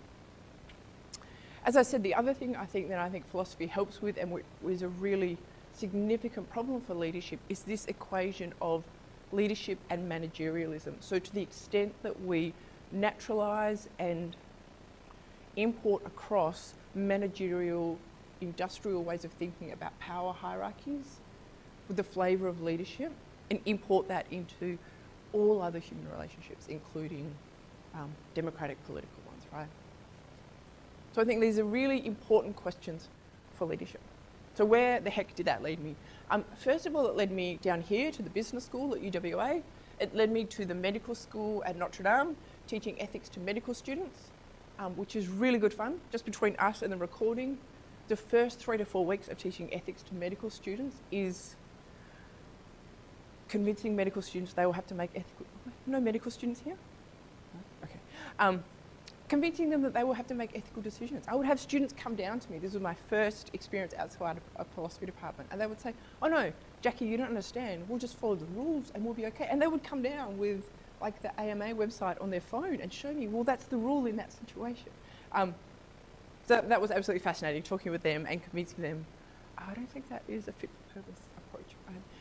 But I do think that's interesting because something philosophy gives you is automatically the sense of, it's not about the rules. Have I been convinced as a moral agent that this is the right thing to do, right? That is rarer than you might think outside of philosophy. And then it took me to the Graduate School of Business to teach a really good in-depth unit on questions of ethics and leadership. And so that's been really, really good fun having some of those conversations. And then teaching things like executive education and undergraduate ethics programs, right? So we have a whole stream and unit in the MBA on these really deep questions of ethics and leadership, which is really good fun when you're working with people who've been in leadership roles for 10, 15, 20 years, right? You know, I mentioned being a bit of an Aristotelian before. I think if you take Aristotle seriously and the question of wisdom, it means that there is moral knowledge that's generally found among people who have been doing this stuff, doing really difficult stuff for 10, 15, 20 years. And that can be a really fun space to do philosophy. Just super quickly, because I'm aware of the time, one of the things I've been thinking about recently is more of a conceptual problem, right, with how we define leadership. I think we often do it post hoc and subjectively, and then we construct and expand our definitions of leadership after that, right? Why is that a problem? I think apart from the fact that it's just not good intellectual practice, it really means we have this unfalsifiable, unconstrained expansion in what we call leadership. And I'm just going to quickly step through. Almost all of the textbooks on leadership say, look, they start off by saying, look, we don't really know what leadership is. We can't really define it, but we all kind of know it when we see it. And God knows we need more ethical leadership now than ever because of blah. And then they'll fill in whatever was the ethical question or disaster from the most recent 5 years, right? So you can go back to things like Exxon Valdez, you can go back to the Bhopal disaster. Currently it'll be Trump, before that it'll be global financial crisis. So you've got this weird intellectual vacuum, right? But this is the kind of definition that gets appealed to at the most. Really, really formal. Really about as formal as Plato's the best, right? The most qualified.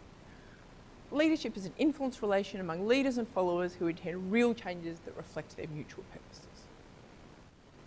Sure. So this, I think, is what leads to the reverse engineering, and I'm just going to skip through that, sorry. Here's what I think often goes on in our definition of leadership. And again, one of the nice things about talking about this in a room full of philosophers is, to a lot of people outside philosophy, this doesn't seem like a problem. This just seems like, sure, this is how thinking about leadership works, right? So I think we assume with good reason in many cases there is actually something called leadership. It is just gospel in leadership literature that there are different styles of leadership, and the best approach to leadership is to use whichever style of leadership is most suitable for that circumstance or for that group of followers, which is the worst word in leadership studies. So there are theories like adaptive or situational leadership, which basically says, look, the thing to do is to choose the most appropriate style of leadership for that situation. Influence towards goals, right? So 1 or 2 seem pretty uncontroversial at that point.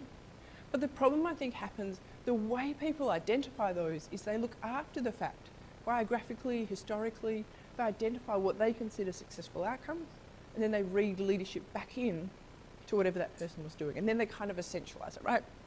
And then what they do is say, great, here's another style of leadership, and we'll just add that to our ever-growing list of styles of leadership. Now, intellectually, conceptually, that seems hugely fuzzy and problematic to me, right? So you kind of reverse engineer it back in. This is really a problem that I'm just trying to work out. So one of you, I'm sure, will have a very crisp, clear solution or answer to me, a suggestion of what I need to plug in to make this work, and please do have at it with a microphone in a few minutes and tell me. But I do think often this is what's going on, right? And it's premise 3 that's the problem.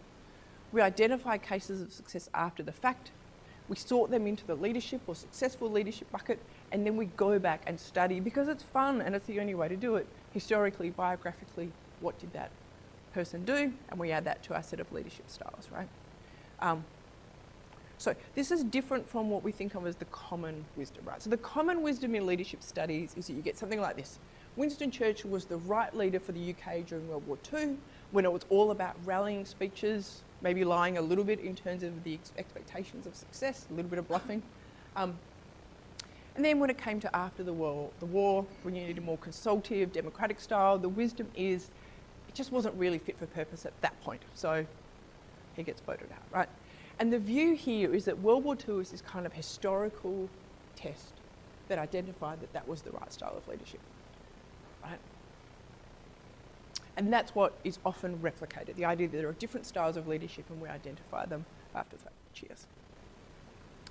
So I think we can actually over-enthusiastically assume that leadership is the case, is the causal factor, and then read that back in. And I think that's a problem intellectually, conceptually for our idea of leadership, right? Very, very bad problem. But it's not just that we're doing this conceptually, analytically. I think it has really problematic... I'm going to skip through that. I'm not going to try and convince you that success is determined subjectively, but... which doesn't give me a chance to talk about cricket. But what I want to say is that is really dangerous. It's not just that we have a kind of conceptual fuzziness, it crowds out other explanations, right? So if I look at something like January the 6th, and I assume that Trump was the right leader and this was an effective leadership, it means I'm not looking at other explanations, right? I'm not looking at other structural problems. If I'm assuming that leadership is the causal solution here and I'm reading it back in, it lets me or prevents me from looking at and exploring the other causes. Are there things like circumstances, economic pressures? Are there questions around gerrymandering, substantive procedural democracies, outcomes, preferential voting, compulsory voting? All of those things seem really important and interesting and salient to me in what is going on in something like a January the 6th. The fact that we're hearing so much about inflation, right? And anyone who studied history knows that that is not nothing. So I think over-focusing, this approach to leadership, this reverse engineering, lets us over-focus on and crowd those things out. Things like social media, Citizens United, the Cambridge Analytica, right? It crowds out those stories, which I think are really important. So, I don't really have a solution, so I'm not going to belabor those slides. But what I want to say is that for me, using my philosophy PhD and teaching philosophy outside of philosophy departments has been really good fun. It's led to things like the Applied Ethics Association and the Ethics Olympiad. It's led to things like exec ed and masterclasses, and anytime you get to hang out with Mike Baldwin and talk about philosophy is really good fun. The last thing I wanted to say is it also leads to some really fun conversations, right? It turns out that if you work in a university, even outside of a philosophy department, you can just email people and say, hey, you're doing something really interesting. Can we have coffee and talk about it? And so it leads to things like, we've got Simon Lewis at Curtin, who is looking at the ethics of fingerprints, right? And accessibility to expensive fingerprint technology. Fascinating. Turns out you can go to Bunnings and spend $50 on kerosene and get like 95% as good a results. You can talk with people who work at the Space Centre and say, well, talk to me about space ethics. What's that? How does that work, right? Which is really good fun. And what it's a sign of is I think there really is an interest and an appetite from people outside of philosophy to talk about all of this really good, interesting stuff. And philosophy is a really good way into that. So yeah, people around the place. So I'm 1 minute over, I think. I really want to say thank you so much. I would love to hear any questions you have. I would also love to hear from you if any of you are doing other things with your philosophy in philosophy departments, outside of it. Yeah. So, thank you. Yes. Sorry, Zoe, is that okay for time? So I'll go straight to questions. I think we can, just go and finish at 12 and Perfect. finish with the question. That. Cool. Questions?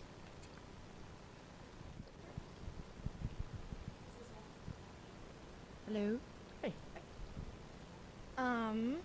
I mean, honestly, I'm not that sure what the parameters of your research are. So if this is like You know, I don't totally think off I am, base, so go for it. just do your best, I guess. It does seem like you were talking about a few sociological concepts in that speech, so this might be kind of related to that. Anyway, I was just thinking about when you were talking about leaderships and a leader, this is what a leader does. Yes. Should a leader do this? Blah, blah, blah, blah, blah.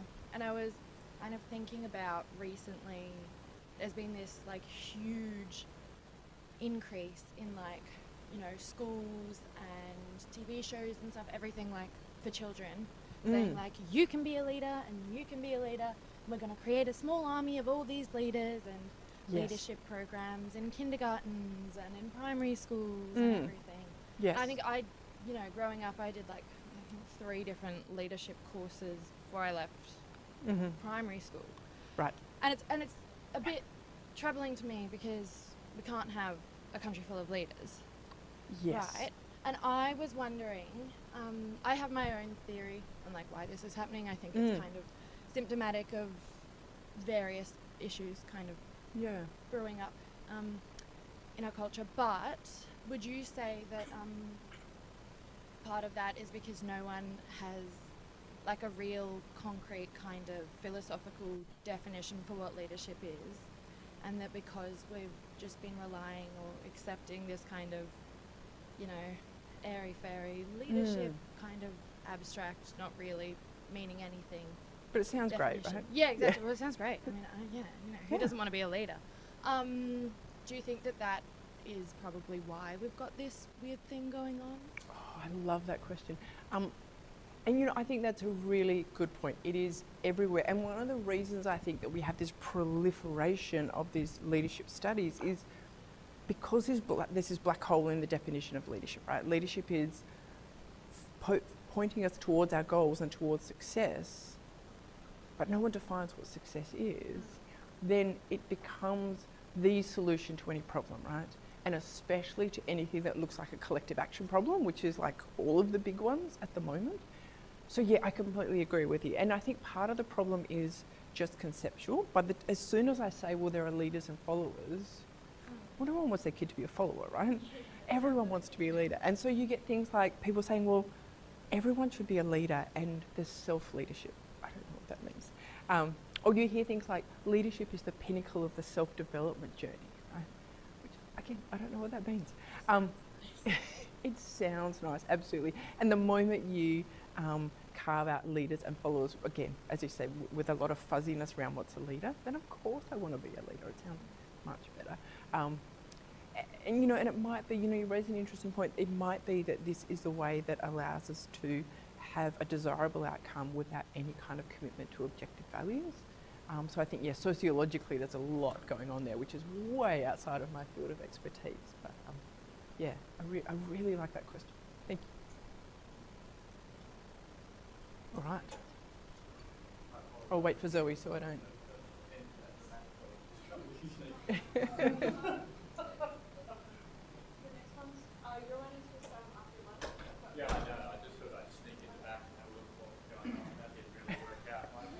No, I was there an hour ago myself, like, oh, this is not a smaller thing. All right, who was next? Sorry, I don't want to get ahead of your cue count. Right, cheers.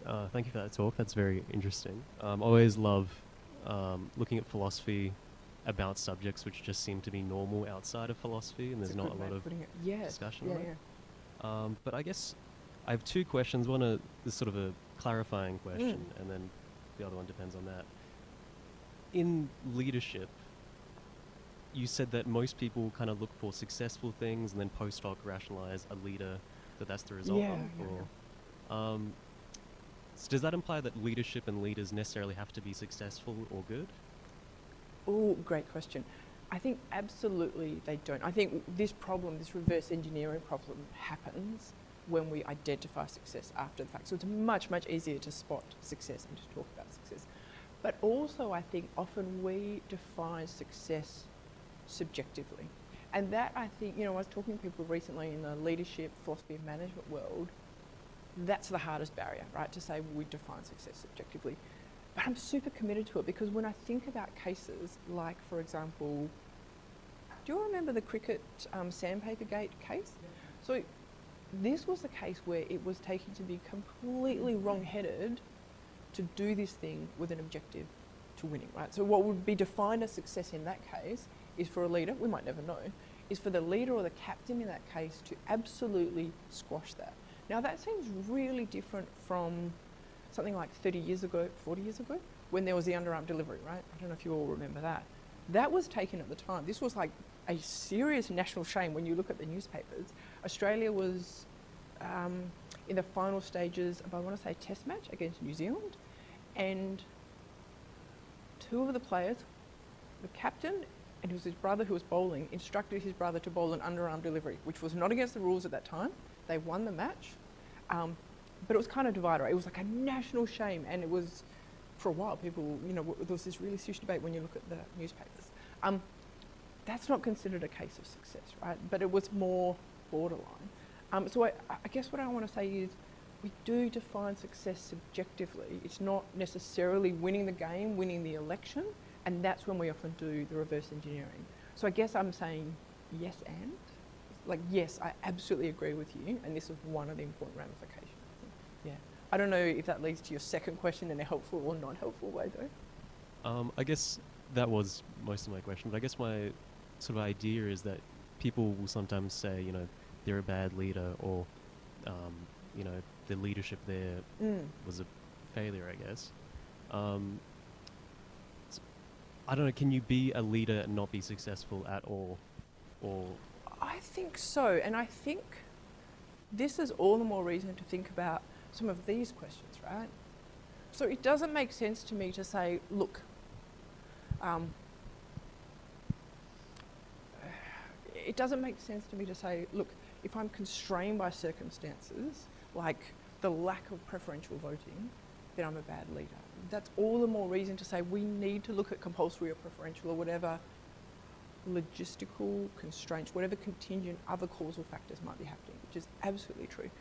But what I also think is true, I remember a colleague here at the UWA philosophy department 8 years ago saying to me, Jack, you've got to understand, Barack Obama is a good leader, people just don't realise it.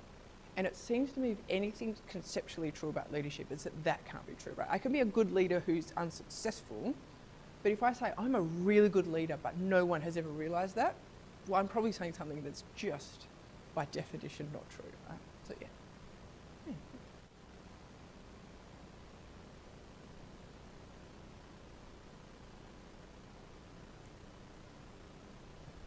Hi, thank you again for the talk. You talked a lot about basically the black hole problem of obviously leadership definition. Yes, I did, yep. In the sense of you can't really define it, or it hasn't really been given a good definition at all. Mm-hmm.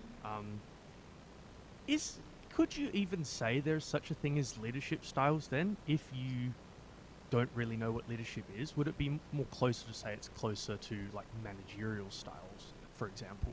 Closer to what? As opposed, well, in the sense of, well, if we can't define leadership, is there such a thing as really leadership styles? Would it be more fair to say that they're closer to managerial styles, as an example? Because if we can't really define leadership, or if the closest we get is that sort of like intersection of like moral virtue and like influence mobilization, is there really a difference in styles for that beyond, you know, more forceful personality versus less forceful personality, perhaps? Yes, I think that is a fantastic question, and that gets closest to, I don't ever think I'm using these terms correctly, but I think two options for leadership as a concept. You could say, look, this is just, you know, we could be revisionist about it and say, actually what we're looking at, as you say, it might just be influence, right? And we don't need a separate word for it, and we want to hang on to all of the things that recognising it as just influence lets us say, and all of the questions it lets us ask. Is it influence to the good? What kind of influence? Is it as non-coercive as we often think with leadership? All of that kind of stuff. Or we could be just completely kind of eliminativist about it and say, actually there is nothing that answers to all of these things. There might be, it's not a genus of styles of leadership, it's not even a family resemblance situation. There just isn't anything. We're pretending we can put all of these things into the bucket of leadership, and this definition of influence towards a common goal, we need to know so much more about it before we know. As in, what's the nature of the goal? How do leaders influence followers towards that goal? How do followers influence leaders? What context does it happen in? Does it happen in a really formal, hierarchical, managerial power structure, in which case I'm really kidding myself if I'm saying, gee, I've got so much personal influence. No, I have the ability to hire and fire people and assign unpaid overtime. Like, that's not personal influence. Right? So yeah, I think that's a fantastic question. Yeah, that puts a lot more robust language around it, thanks.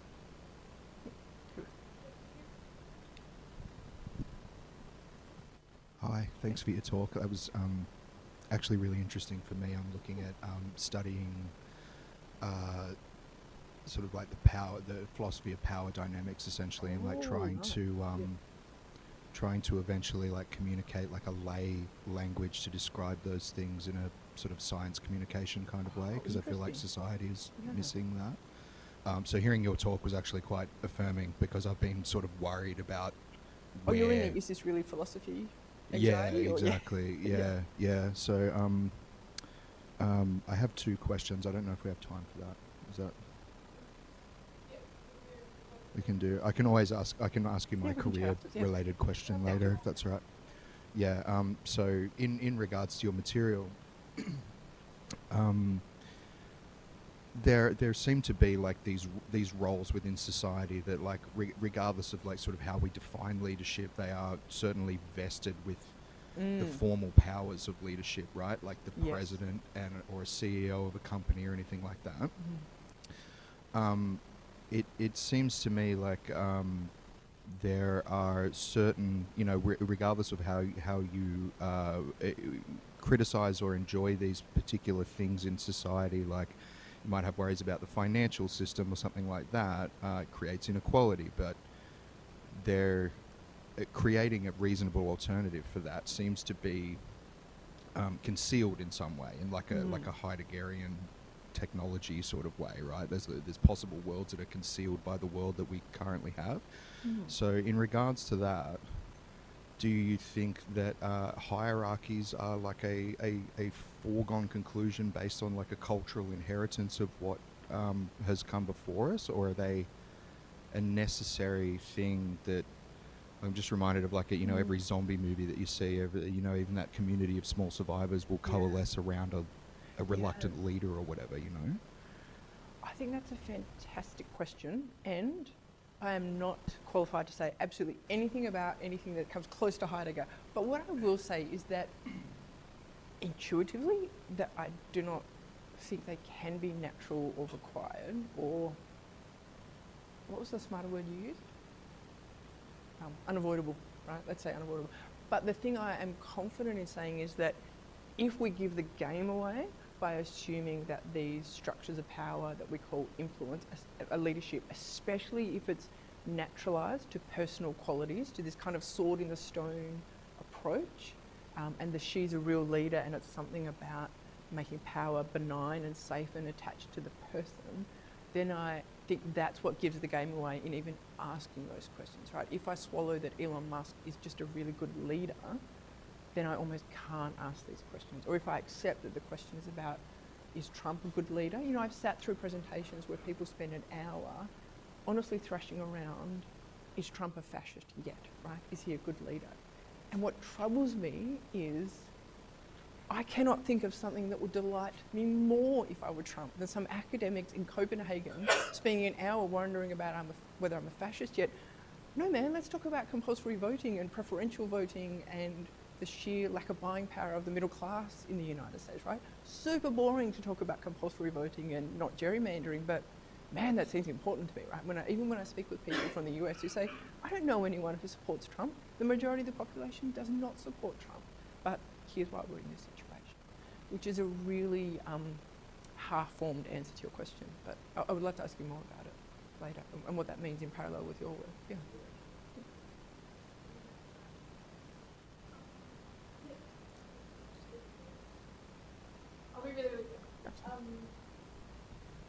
Just because you mentioned Trump, wait, can you? Yeah, sorry. Yeah, I do also think it's pretty important to create a distinction between like being a good leader in the sense that you're good at leading and being a morally good leader, because I mean personally I really don't like Trump. I think he's morally not good, but I do actually think in terms of being a leader he's fantastic. I mean he has so many people kind of following this idea of Trump and this idea of their kind of mission together. And so I think you know, in that sense Trump is kind of an example of one of the best contemporary leaders, you know, in some ways even more than, you know, Albo or anything like that. He's kind of created something, and I think it's a bad thing. I mean, I think, you know, one of the unique things about working on something like leadership is that, you know, there are some fields where you kind of start with that first question that people ask you, well, when I say good leadership, do I mean effective or ethical, right? And then you're like, well, you know what, we'll deal with this and then we'll move on to the interesting stuff. When I teach this postgrad unit, we still spend 12 weeks circling around that, right? What does that mean to me, even descriptively or prescriptively? Because if I'm naively hanging on to the idea without good evidence that good leadership means effective and ethical, or that I have grounds for thinking they'll go together, then I'm pretty toothless against someone like Trump, right? And if I start giving the game away by saying, well, if someone's an effective CEO, that's probably a sign of good character and moral virtue, then I've lost some of the conceptual framework that I want to have in engaging with Trump. Because you're absolutely right. It's naive to say, oh, he's not really a leader. Like, what more evidence do you want, right? Yeah, absolutely. Yeah.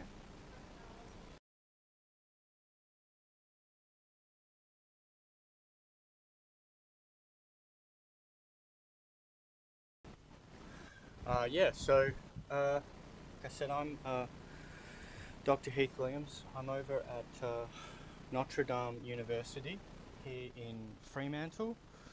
And yeah, I'm actually a veteran of just about every university that teaches philosophy here in Western Australia. I did my undergraduate degree at Murdoch University, where Tim teaches, and then I did my PhD here at UWA. I'll probably talk a lot about practical stuff today. I think that was kind of, at least what I gathered, half the point of having a winter school for undergrads, just about careers in philosophy and what that practical path kind of looks like. But obviously in the context of, for myself, I've tried to make a career out of phenomenology. So I'll kind of talk about how I've done that and the types of things that I've talked about. Yeah, and the reason I was talking about my study history at Murdoch and then at UWA is because, at least when I was at Murdoch, it was one of the centres for phenomenology in Australia. That's changed a bit now. Two professors who used to work there, Lubice Uchnik and Paul McDonald, have both retired. They were both well-known researchers in phenomenology. And now, of course, we have Anne and Tim, and I don't think any of them work particularly closely in phenomenology. And then when I came over to UWA, how many of you are actually from UWA here? Yeah, that's what I thought. So, and where's everybody else from? Who's from Murdoch? I see. And I know we've got one ND student. Good to see you, Cheyenne. And are there any other ND students that I maybe don't know? Okay. So, UWA has historically always been a very analytically focused school. Okay? That's generally what it's been involved with, hence the reason why the AAP is here. The AAP is a very analytically focused organisation. The journal which they publish publishes almost exclusively articles in analytic philosophy. Tim and I met at the Australasian Society for Continental Philosophy conference many years ago. Normally you go to one or the other and you don't come to the other people. But phenomenology is an oddly applicable field. It turns out to be a multi-headed beast.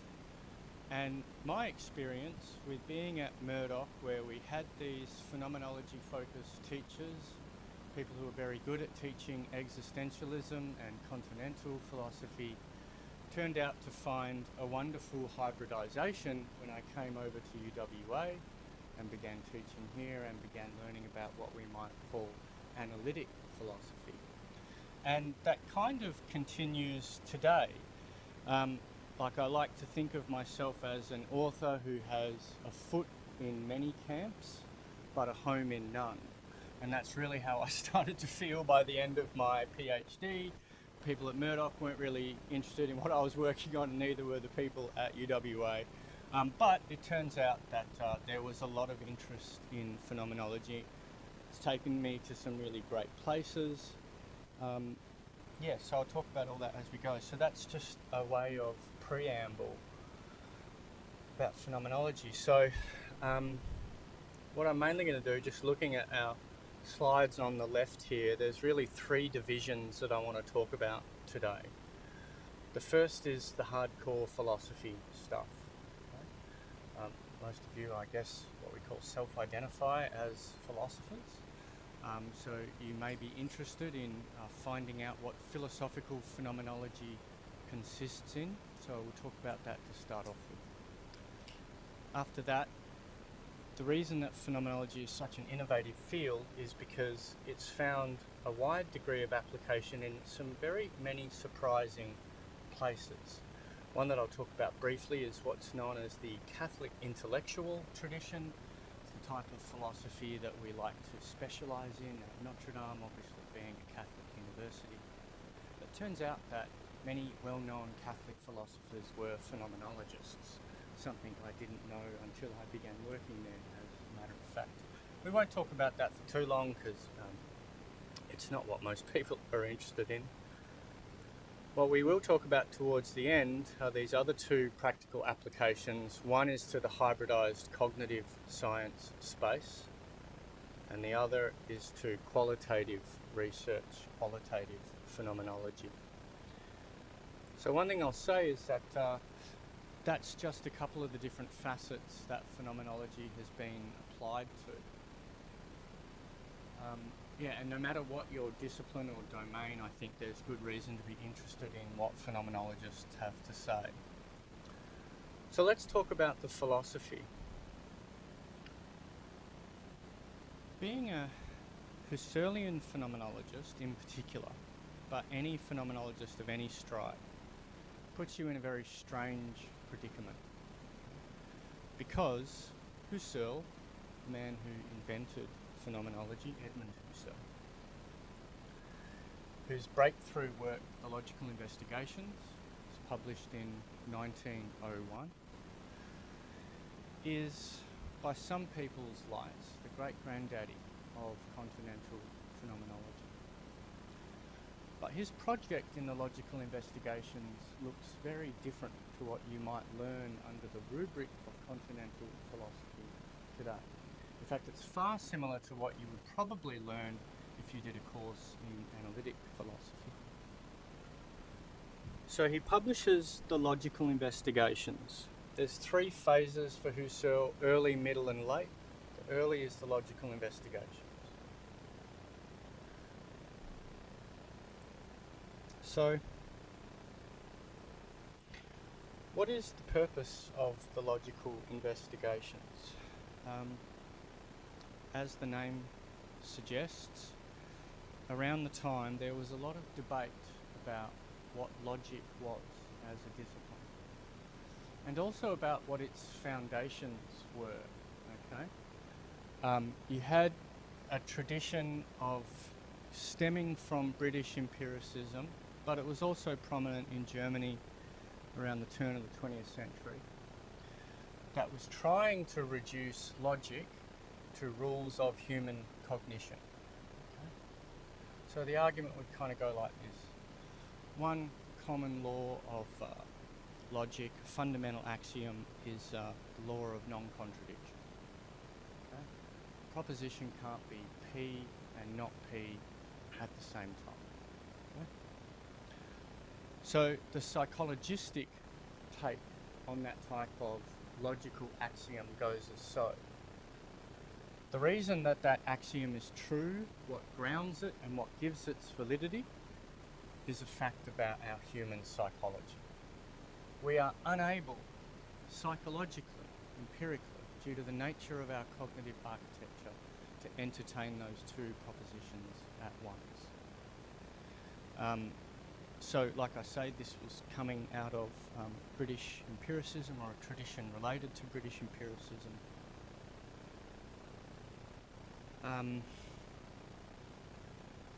Both the analytic schools of philosophy and the Husserlian school of philosophy are united in their rejection of psychologistic accounts of logic.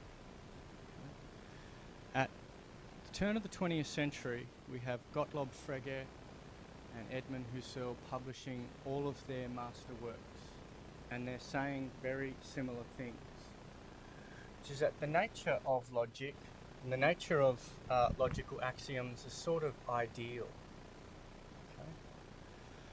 Okay? Not the same type of Berkeleyan idealism, but like a Platonic idealism. Okay? So, in the logical investigations, Husserl sets out to determine what it is that logic is, what it is as discipline, what grounds its truth, okay? And in the Prolegomena, the opening to that work, it was actually quite well received by Bertrand Russell and others because it presented a very stirring attack on psychologism. And Husserl's reasoning was actually quite simple. He said, look, you look at the empirical sciences like psychology. All of their reasoning that goes on in psychology relies on things like the principle of non-contradiction. Okay. You can't make observations about experimental subjects in psychology without having as a background condition logical axioms like the principle of non-contradiction. So the idea that there could be some empirical discipline like psychology that studied the human mind and then determined the validity of logical axioms was self-contradictory and circular. That's basically what Husserl argues in Prolegomena to the logical investigations. So that's one of the reasons why being a Husserlian, particularly someone interested in early Husserlian phenomenology, is an odd place to be. Because as you can hear, there's a certain degree of objectivity about truth that the early Husserl is very interested in affirming. Okay? And it contrasts very sharply with some continental philosophers today who think that truth along a la Nietzsche is perhaps reducible to subjectivity or sociological facts or something like that.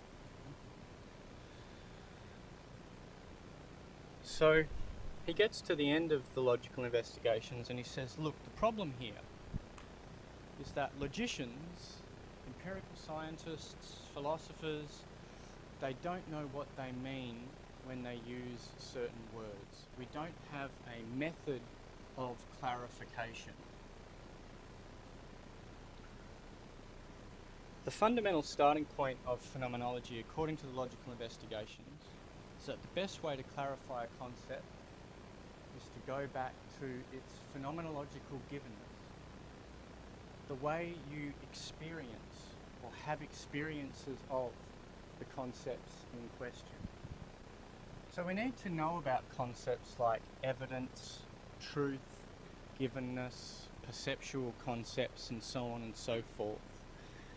And the only way to do that is to trace their experiential genesis. Okay? So this is Dermot Moran, a well-known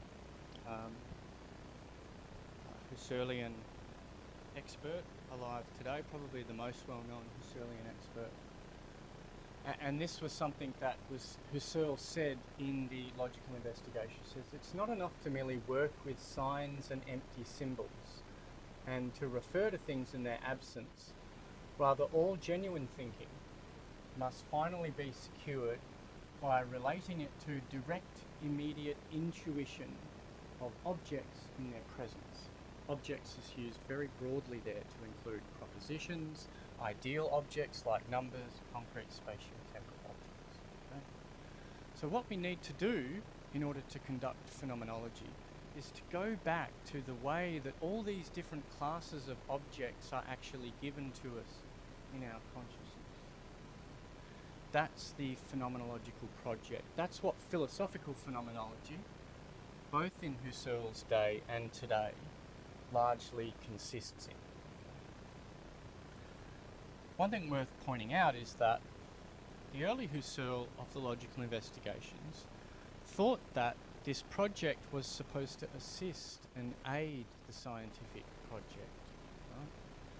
Husserl isn't interested in having his philosophy replace the empirical disciplines.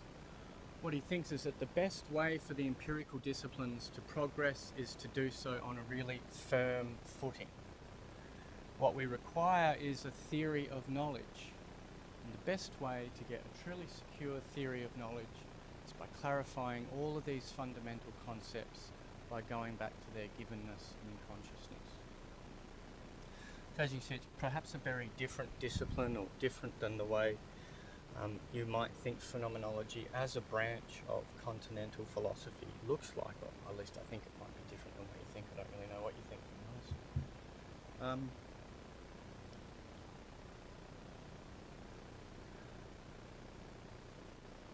So a very common question that comes up is that, okay, well, so phenomenology is about returning to experiences.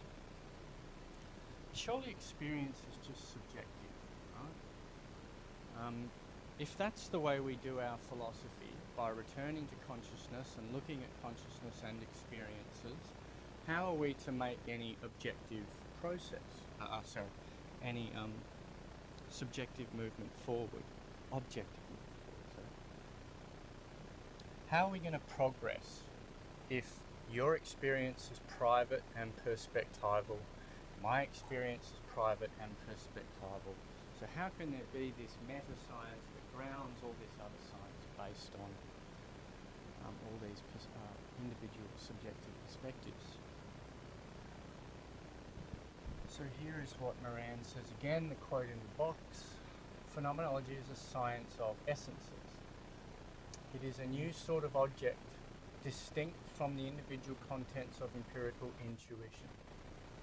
Husserl regards it as one of the great errors of modern empiricism, that has rejected the concept of essences and of directly apprehending essences in eidetic or essential intuition. Husserl called this seeing of essences a Wesenschau. So many people today still think that the reason why phenomenology is not going to work is because there's no such thing as essences, and that there isn't such a thing as Wesenschau, this seeing of or perceiving of essences. Okay? And I've, in my time of reading phenomenology, come up with very few concrete examples of success. But I've got one. It's my tried and true way of demonstrating the objectivity behind phenomenology. And it kind of goes like this, right? Another way to look at what essences are is that they are a series of laws about types of experiences, right? So let's just start with perception, plain old-fashioned sense perception. When I see this object in front of me, this chair, we know that the seat of the chair is a square, roughly. It's got a few curves in it. The back of it is a rectangle with some curves in it. But of course it doesn't appear that way. From where I'm looking at it, probably from where you're all looking at it, it looks like a diamond shape. So there's some aspect of subjectivity to our perceptions. There's a perspectival element that we can't get around. And the more I move, if I keep glancing at the chair, its shape changes. Right about now, it's actually a pretty square, so to speak. And I keep moving, it moves back into a diamond. So I'm getting all of these different, Searle calls them adumbrations or perceptual profiles. As I move around the chair, its givenness changes continually. But one thing I can also do, it's a bit tricky, but I could get down on one knee and look underneath it, and I see the other side of the chair. Okay, I see the underside of the seat. So the point is this: all concrete objects are always given one-sidedly and from a certain perspective. Every single spatio-temporal object that you see in the room around you, you are seeing its front-facing aspect. The nature of that front-facing aspect will change as you move around the object in question. You might, of course, like I just did, find the other side. You might see that which is hidden from you. But when you do that, what is currently facing you will become absent from you. So, the point is that it's a law of conscious experience, that three-dimensional perceptual objects are always given to us through this continual interplay of presence and absence. So that is roughly what Husserl means when he talks about eidetic or essential intuition. Okay? It's understanding the law-governed nature of the way that different classes of objects are given to us.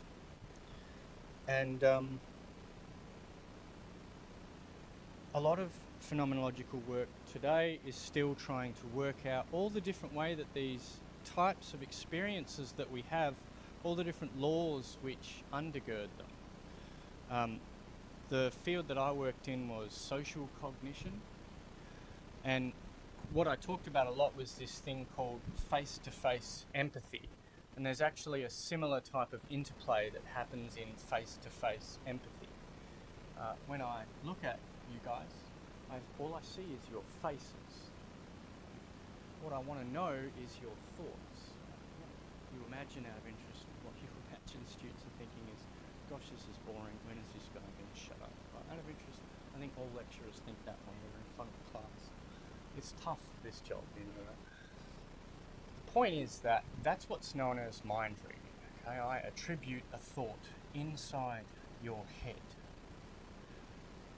There's a species of empathy or social cognition that occurs when I see your body and your face, and I try to read what your thoughts are that are going on.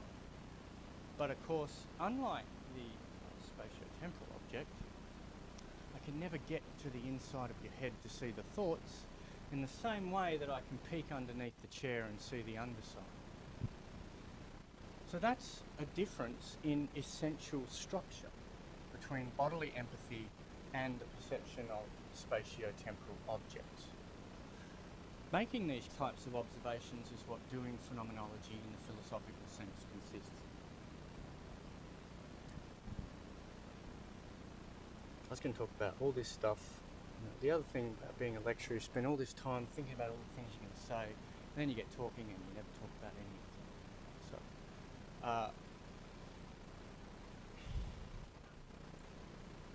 Okay, so Husserl's middle period is characterised by a work called The Ideas, and his latter period is characterised by a work called The Crisis. Now, compared to the logical investigations, some very different things happen in these works.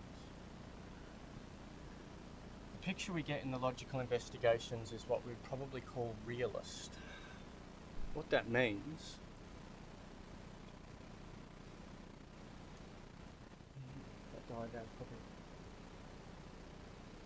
you see that blue line there?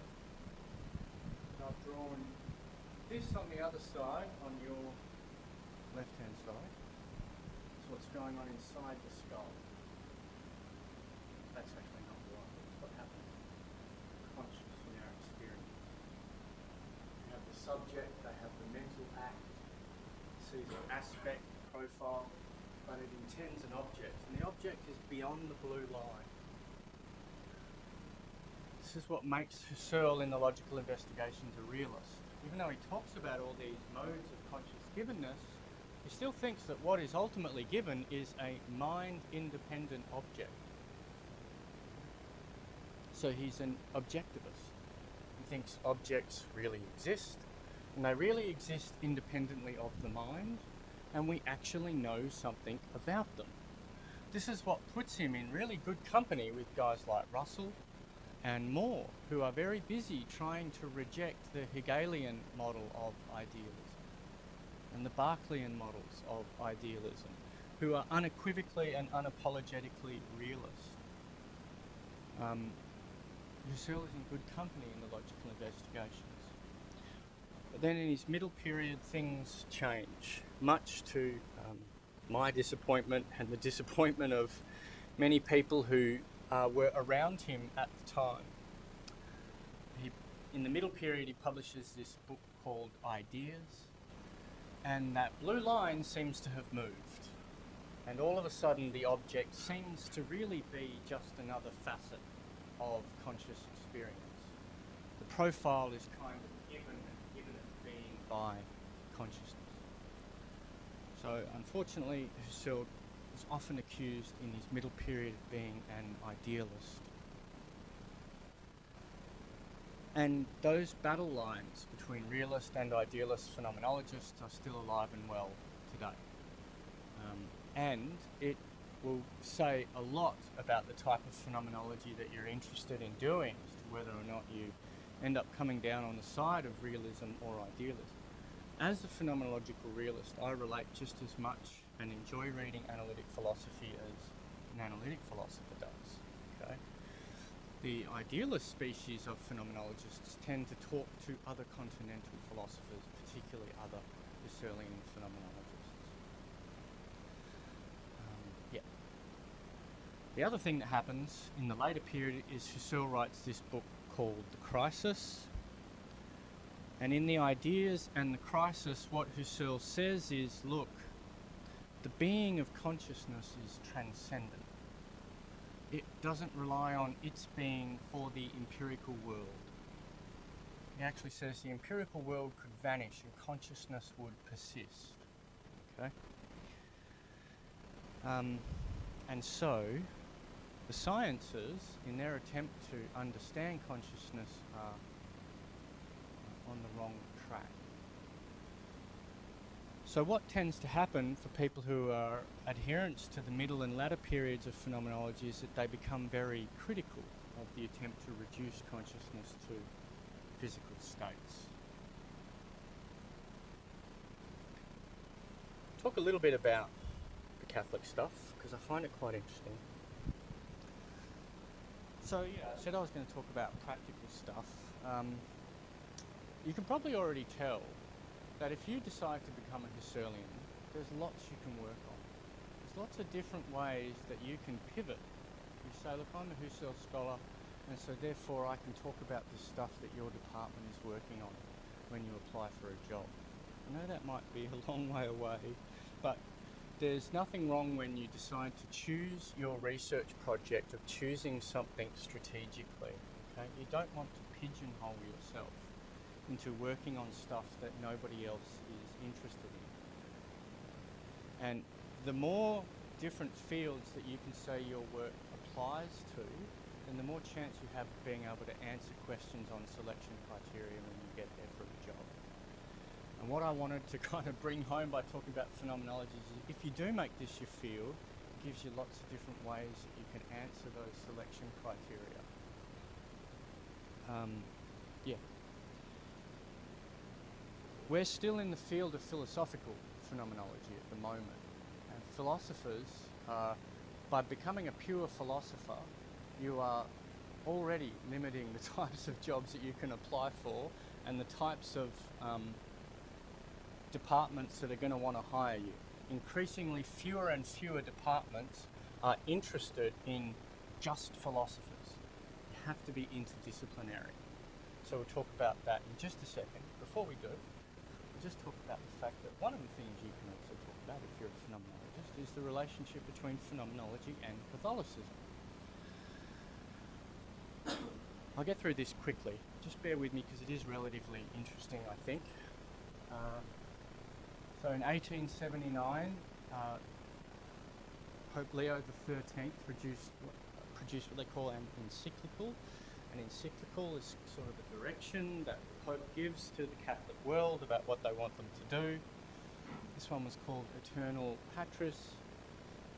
What that encyclical said was that Catholic universities and other types of learning institutions ought to return to the works of St. Thomas. Some of you might think that St. Thomas Aquinas is the canonical Catholic philosopher. Right about until this encyclical was written, that wasn't really the case. It definitely wasn't the case in Aquinas' own time. He was a bit of a rebel, he wasn't terribly well known, and some would actually call the things that he said heretical. But when this encyclical was produced, it brought about this school of thought called Neo-Scholasticism, which was a return to scholastic philosophy, and particularly the way that St. Thomas Aquinas had married faith and reason. Okay? And the other thing that it said is it warned against some tendencies in contemporary philosophy, idealism, subjectivism. And the reason is that, I've got it down the bottom there we go, the third point down. For the Catholics, knowledge of God involves reliable perception and reasoning faculties. Okay? That's all the Catholic intellectual tradition. Catholics think that faith and reason can find a happy marriage, and that if you're using your perceptual faculties well, and if you are reasoning well, you can gain actual knowledge of the divine. Now obviously, any philosophical school which comes along and says, well, perception will just get you knowledge of your own ideas, or any skeptical position that says knowledge isn't really possible, that is going to end up meaning that you can't get that knowledge of God. Okay, so Eternal Patris comes out and says, look, we need to fight back against this subjectivism, the idealism, the relativism that's coming out in modern philosophy, and we ought to turn to St. Thomas Aquinas. We also ought to look to the best in contemporary philosophy. And a lot of Catholic thinkers at the time turned to Husserl's logical investigations. In particular, this gentleman here, that's Pope John Paul II, and this woman here, her name is St. Edith Stein.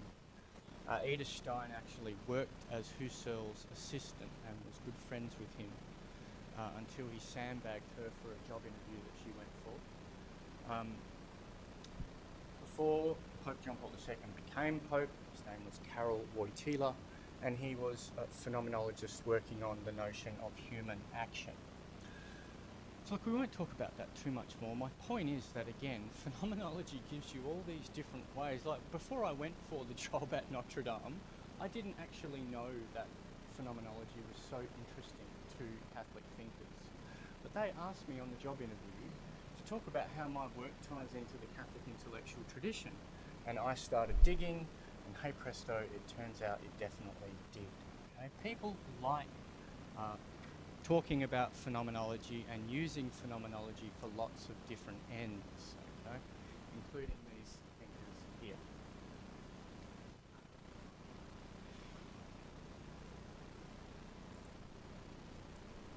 Okay, so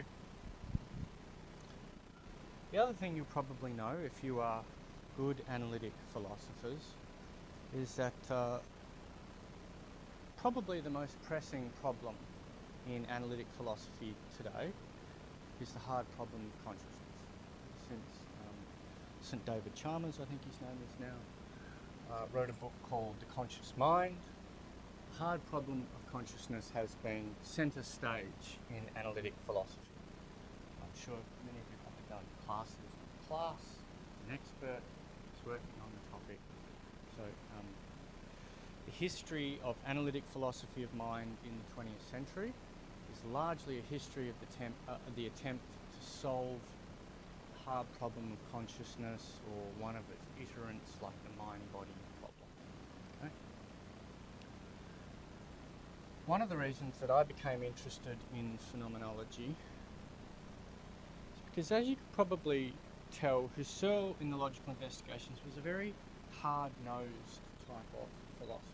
He really wanted to be very technical and very precise, and he also wanted to be methodological in his study of consciousness. And so a lot of people, myself included, have kind of thought that, look, if we can kind of use philosophical phenomenology in an empirical context, we might go some way towards, I'm not going to say get a naturalised account of consciousness, but we're at least going to have some type of scientifically respectable, scientifically communicative, interesting, fecundate account of the relationship between the relationship between consciousness and the empirical world and its sciences. And also, after Quine in the 20th century of analytic philosophy, a lot of analytic philosophy is heavily naturalised. People want to go out and talk to empirical scientists and see what they're doing in different spaces, and contemporary phenomenology is no different. So we have these books coming out, The Embodied Mind and Naturalising, not a very good picture, that one on the very left is called Naturalising Phenomenology. People attempting to hybridize empirical methods and philosophical phenomenology in order to come up with different types of sciences that say, that communicate more and come up with better ideas of what different types of conscious experiences are like.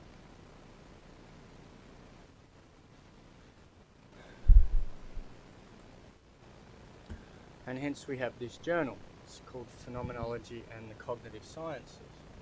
As you can see, this is its Shimago impact rating down the bottom. It's been ranked Q1 in philosophy for nearly a decade.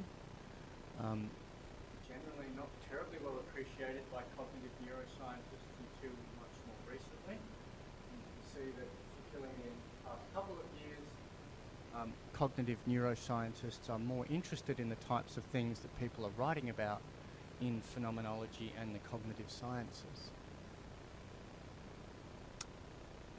Yeah, so I wrote my PhD on this thing called the mirror neuron. I don't know if anybody knows what a mirror neuron is. It's really interesting neurons that have two properties. They're in the motor cortex, the bit that controls our motion. And when I reach for this cup of coffee, there's a part of my brain responsible for executing that motion. These neuroscientists in Parma found out that the very same part of the brain that isn't part of the perceptual cortex fires when I perceive someone reach out and grab an object. So they turned out to have visuomotor properties. But they weren't visual properties. Right? Whatever these neurons were doing, they weren't telling me, oh, that person is grabbing a mug. What they were doing is they were kind of giving me the feeling of what it's like when I reach out and grab the mug myself. They were, I say they were simulating what the experience was like. They're very active when we see people smile, when we see people wrinkle their noses in disgust, something like that. Same part of your brain that senses disgust fires. And so I have the internal feeling of what it's like to feel disgust when I see you being disgusted. Very interesting neurons. And I wrote about how Edmund Husserl's theory of empathy can help us to understand the ways that mirror neurons are working. That was my basic thesis. Then more recently, again, because I was at UWA, there's Sam Barron, some of you might know, one of his fields is the theories of explanation. So I went to all these conferences and there were people talking about explanation, what scientific explanation consists in. And I put together a special issue of phenomenology and the cognitive sciences. People had always thought that phenomenological research couldn't really be married with scientific explanation, and I wanted to challenge that basic presupposition, and that's what the special issue that I edited of Phenomenology in Cognitive Sciences does. So again, the focus of my talk today is just talking about the different ways that studying phenomenology can lead you into all these different paths, okay? And it gets you very close to working with cognitive scientists and psychologists. And this is probably one of the most interdisciplinary and also respectable within the field of philosophy itself. The last time I went to the AAP, which was like maybe 2016 or something, the keynote speaker was a guy called Dan Zahavi.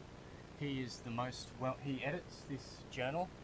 He and Sean Gallagher are the ones who really gave birth to this whole hybridization between phenomenology and cognitive science. And it tells you just how well Zahavi's work was received that he was the keynote speaker at the AAP. Not, it's worth noting, the ASCP, but he was the key speaker.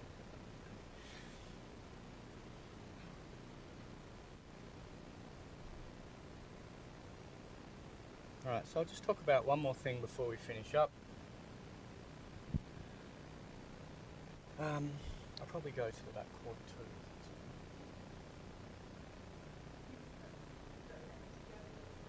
1:45. I've got another 5 minutes and then yeah, exactly. I'm sure they don't have any questions. They're all bored shitless by now. And so I'll just talk a little bit about qualitative phenomenology. Okay, so this is a field that is gaining in prominence more recently. Again, qualitative researchers, people who go out and do qualitative research by interviewing participants, have always been interested in phenomenology as a discipline, okay, and have drawn on phenomenological theories and phenomenological authors in order to come up with rigorous methods, and also to produce some of those conceptual insights that phenomenologists are apt to produce. There's a few, again, these are just very practical facts about getting involved in this field, okay? It's a much higher citation rate than philosophy, okay?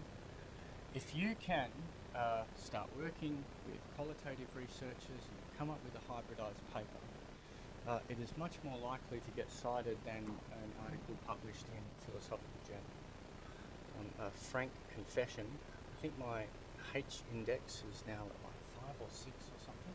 I mean, so I don't care about this anymore because I've got a full-time job. But when I was trying to get one, it was the only important thing in the world, because every job you apply for says prove that your work has impact. You can publish as many papers as you want. If nobody's ever read them and ever cited them, you may as well have not written them. Okay? Now, I've been cited, according to Google Scholar, 293 times. All the papers I've ever written, I think there's about 13 of them, have been cited a total of 293 times. 225 of those citations are the one paper that I wrote in qualitative psychology. Most of those citations, the one I followed up, have no understanding of what I was saying or any relevance to what I was saying in that paper. But it did the work. To be a little bit less cynical, I really enjoyed writing that paper. It was one of the most interesting papers I ever wrote for me to actually go through. The publication process was entirely different. Most philosophical journals, you're looking at like 2 years from submission to publication. You submit, they don't tell you whether or not you've been rejected for 3 months. These guys, they let you know in 30 days without a doubt whether or not your paper is on or not, and if it is, it'll be available to download within 6 months guaranteed. This is a very different type of field, and it's absolutely worth thinking about these things when you're working about what you want your research to do. The other thing is, like with qualitative phenomenology, there was this guy Max van Manen, who is, he calls himself a qualitative phenomenologist, and it is largely nonsense, to be frank. Like, honestly, this stuff is so unrigorous, right? It's just like him kind of waxing lyrical or brainstorming about different ways that we might study qualitative stuff and calling it phenomenological. So Dan Zahavi weighed in and explained in publication to Max van Manen that these methods weren't very rigorous and they didn't really resemble phenomenology very much. And Manen responded in kind, ended up with a genuine philosophical stoush. It was very interesting. My point is that fields like qualitative research are in desperate need of serious-minded philosophers. And my experience of working with qualitative researchers, who I've known a few of them now, who are doing real research, well, I shouldn't say that, they're doing empirical research. They're out there talking to actual people, right? It's extremely edifying and interesting, and they really want to hear from philosophers. You know, I had one woman who, in order to try and write her PhD, was trying to get through Heidegger's Being and Time. No training in philosophy whatsoever. I said to her, you can throw that in the garbage, you know. She was very interested to hear what actual philosophers thought about phenomenology. The other person who I wrote a paper with, who is an education researcher at Notre Dame, she was really thrilled to meet someone who actually knew about philosophical phenomenology. We had some really interesting discussions, and we have tried to work out in a little bit more concrete and rigorous detail the way that phenomenology might be applied in the qualitative space. So there's really good and interesting work to be done here and really good opportunities. Yeah. Okay, I think that's about all we've got to say.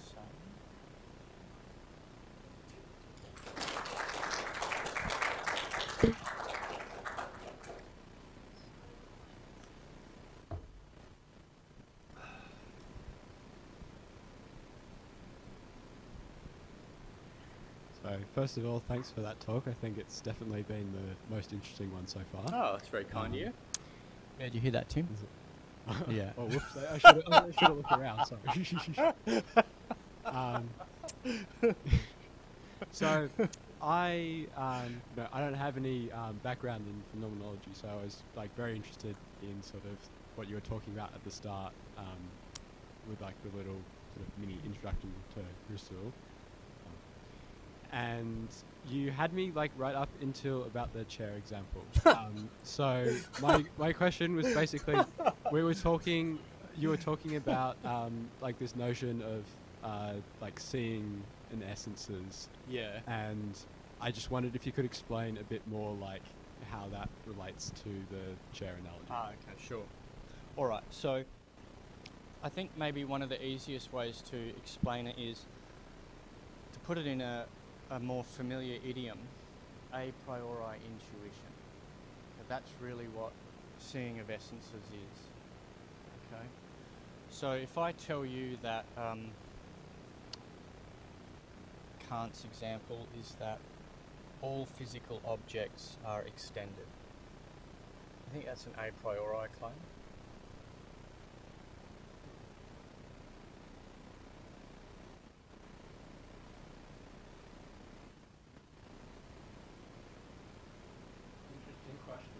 Have you got any, I was actually just looking for a sitter, have you got any more obvious examples of something that you think is true a priori? Can you give me any examples?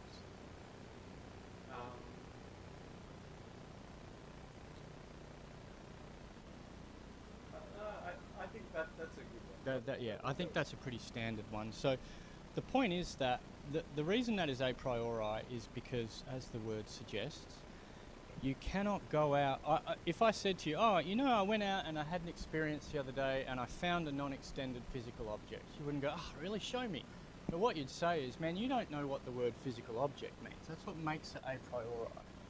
So what grounds your intuition about the truth of that claim? Okay? It's not the same as saying this wall is white. What grounds that intuition is the perceptual filling of the actual perception. What grounds a priori intuitions is something different. The seeing of essences is that same thing. Okay? It's when we realise that something that we have that a certain structure of experience is necessary. Okay, so said my example, and look, honestly, it's the only one I've actually got, so don't ask me to give you any more. But it is one of the most well known in phenomenology, is that when we encounter physical objects perceptually, we always see a front side and there is a back side that is occluded. Okay, that's a seeing of an essence of physical objects, and it's a seeing of an essence of an intentional relation between my perceptual faculties and physical objects. So yeah, it's very similar to an a priori intuition. So does that, we got there? Yeah.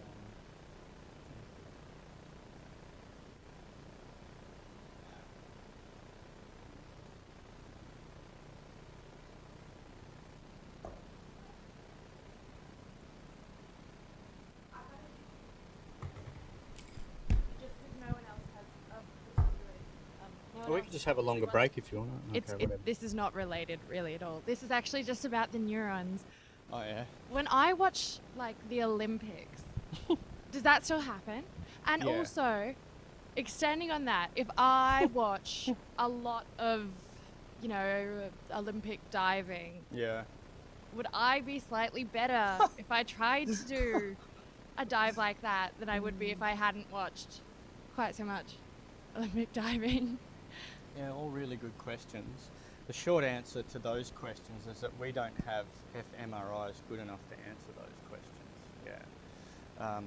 So yeah, the research, because the reason is that mirror neurons are not, they're not region-wide patterns of neuron firing, they're individual neurons. So you actually have to get an individual neuron sensor and stick it into the brain. So we largely study monkeys, and we study them in laboratory conditions. So just to answer the different levels of your question, if you were to watch diving in person or any sport, almost certainly your mirror neurons are at work. They're almost definitely at work right now. Okay? They're very much involved whenever you are perceiving another human body. They're almost definitely doing some of the work. Okay? One level of your question is whether or not it would be the same if it's on TV. Not quite sure about that. It's a really good question. It's exactly the sort of question philosophers should be asking.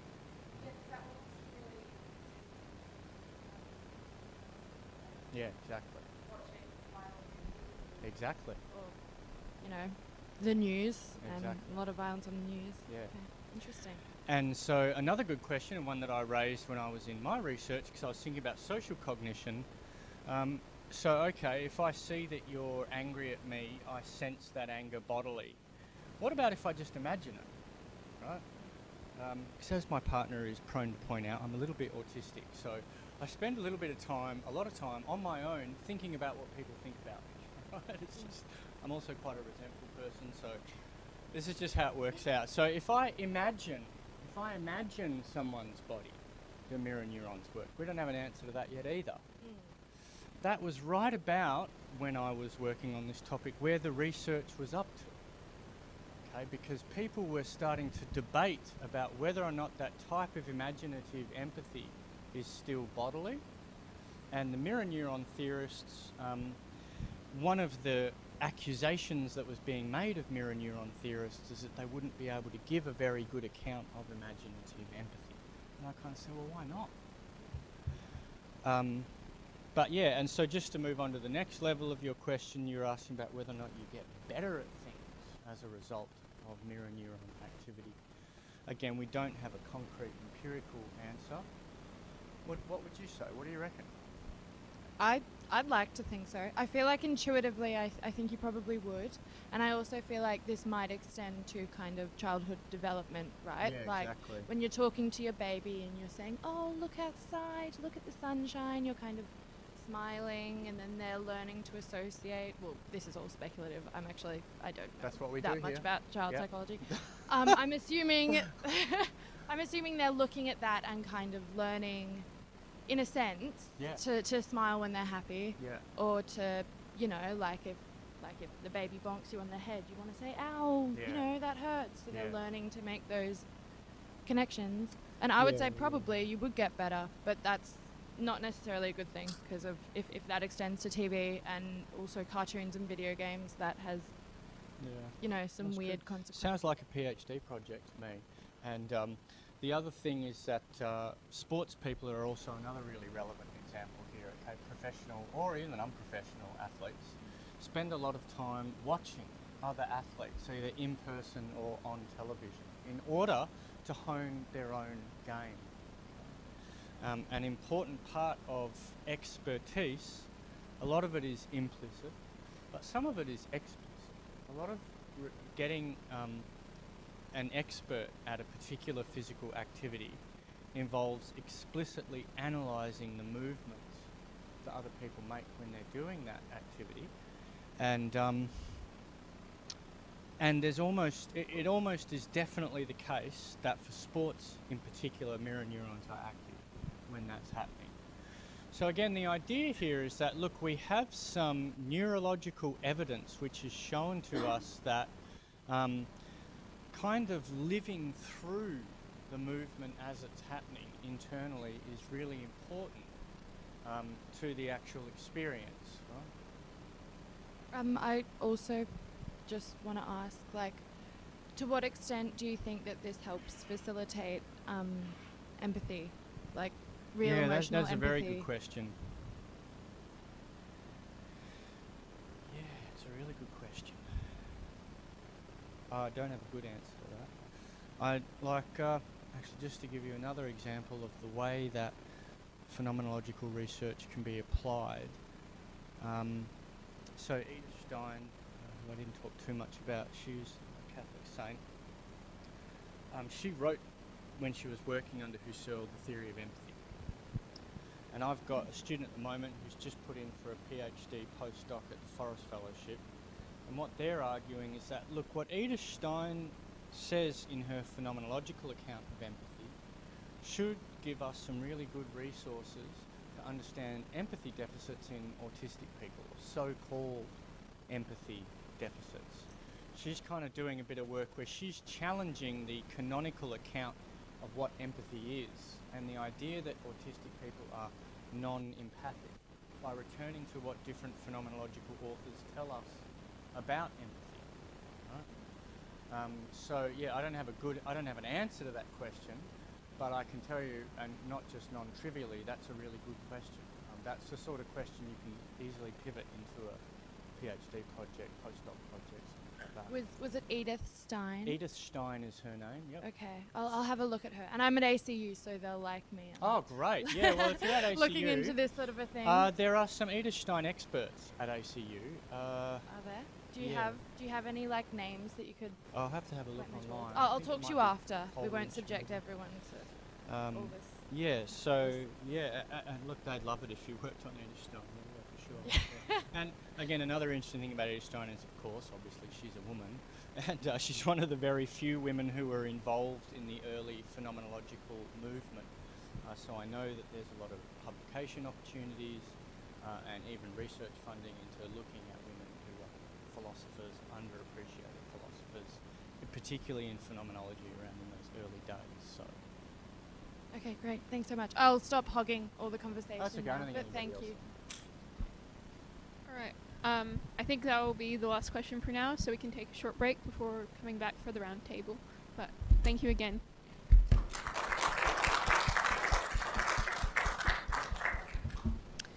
I did finish my PhD last year here at UWA, so actually officially in December, so awesome. That's not been a long time.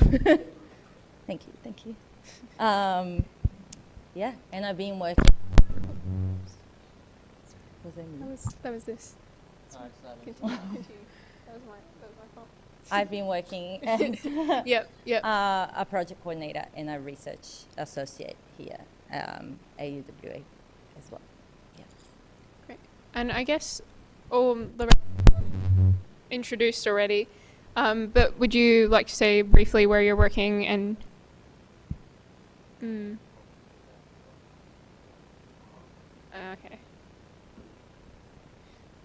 Yeah. Okay.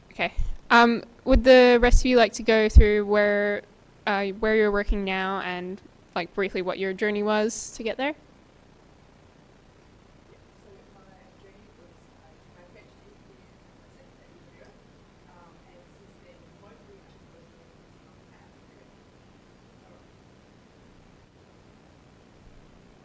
Thanks. Yes, so since then I've been working at Curtin here in Perth at the School of Management and Marketing, which involves teaching undergrad, Bachelors of Commerce students, MBA students in the city, and executive education as well in the city. I'm from Queensland originally. I did my undergrad and honours at UQ. From there I got a scholarship, went to Scotland, and that's where I did my PhD. Then I taught sessionally at a couple of places around the UK. Then moved to WA and managed to get some more sessional work, a little bit at Notre Dame, Murdoch, and then that sort of snowballed into me being at Murdoch. So that's how I'm at Murdoch. Yeah, I think I talked about most of it. So I was at Murdoch as an undergrad, then here for the PhD, and then I actually did a postdoc in China for 8 months.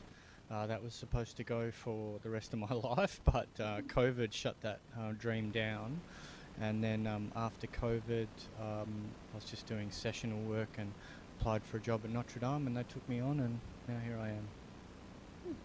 Oh yeah, I think I didn't say anything about my journey.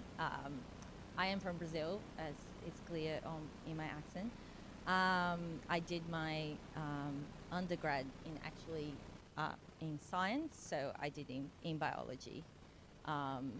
In Brazil, so I did my master's in Brazil as well in psychology, and ended up coming to Australia to do my PhD in philosophy. So maybe there's interest there in terms of like changing fields of work, which was quite hard, I would say, in terms of like just the methodology of thinking. And how to put it down, some kind of things. It was quite challenging. And yeah, during my PhD, I've worked as a sessional quite a lot. Hits my boss as well. Partially. And Notre Dame and UWA also gave some tutorials and stuff. Some of you were students. Yes. All right. So you don't all have to answer this individually, but what's the structure of a PhD like in Australia? If anyone wants to start, or just like in brief, and if there's... Super briefly, I think the best way that my supervisor explained it to me is that instead of doing a lit review and then going off and doing the rest of my PhD, it was really going to be for me a whole series of lit reviews. So each chapter was very much conceptual, theoretical, and each chapter was really a new literature review. So Plato, Machiavelli, democracy, business ethics, I just kind of dove into the literature of each, reflected on that, and then kind of made the connections myself with philosophy and leadership. So really that was the structure for 5 or 6 chapters over and over. I think one difference, because some of PhDs out there have units associated. We don't have any units in AUW. Question, right? Yeah, just pure dissertation. But that it's part of the structure, or no, of a thesis. Of a thesis, like coursework? Oh yeah. Oh no, I mean just a PhD in general. Oh okay. Yeah, that's why I was thinking if I was answering wrong. Yeah, so we don't have any units, right? Which is kind of daunting, I think, sometimes, because you're just like, you pass the PhD and then you're like, okay, now do it. What you have 100%. To do. Yeah. You write an honors thesis and then you think, yeah, I'll go and write a PhD in my case, and it's just constant imposter syndrome, thinking who thought I could do this? Yeah. I think similar thing. It is that working with people, and the project, it is of your own design like that. And I think it's Sartre says, true freedom is terrifying. And you do have true freedom to write whatever you want. So you do have to own that. You have to, as Jackie says, then establish, find the contours of the field that you're working in. But then, like Heath was saying in his presentation, if you can have a sense to where that project might fit with others, some people say, oh, philosophy, what's that doing? But if you can orient, and I think this came through in both your presentations, if you can sort of say, well, look, this is how these other questions are already philosophical. it's not that I'm taking philosophy to them, but these questions of leadership or consciousness or this, that, or the other, or ethics, they are already philosophical. So I think that's sort of how we embed it in that regard. That's right. And like when I gave my presentation, I was saying, oh, you should do phenomenology, and like I don't actually think anybody's going to choose phenomenology because like, oh, it sounds like a really strategic topic, you know, like. But what you do is you work out what you're interested in, and then you work out how you can pivot it into something. That's what I did anyway. I was like, look, I quite like working on phenomenology. I want to look at consciousness. And then I was like, and then I saw this mirror neuron stuff. So I was like, okay, well, that's going to be interdisciplinary, and that's going to be easy to talk about innovativeness and yada, yada, yada. So yeah, passion first, and then strategy comes off the back of it. Yeah.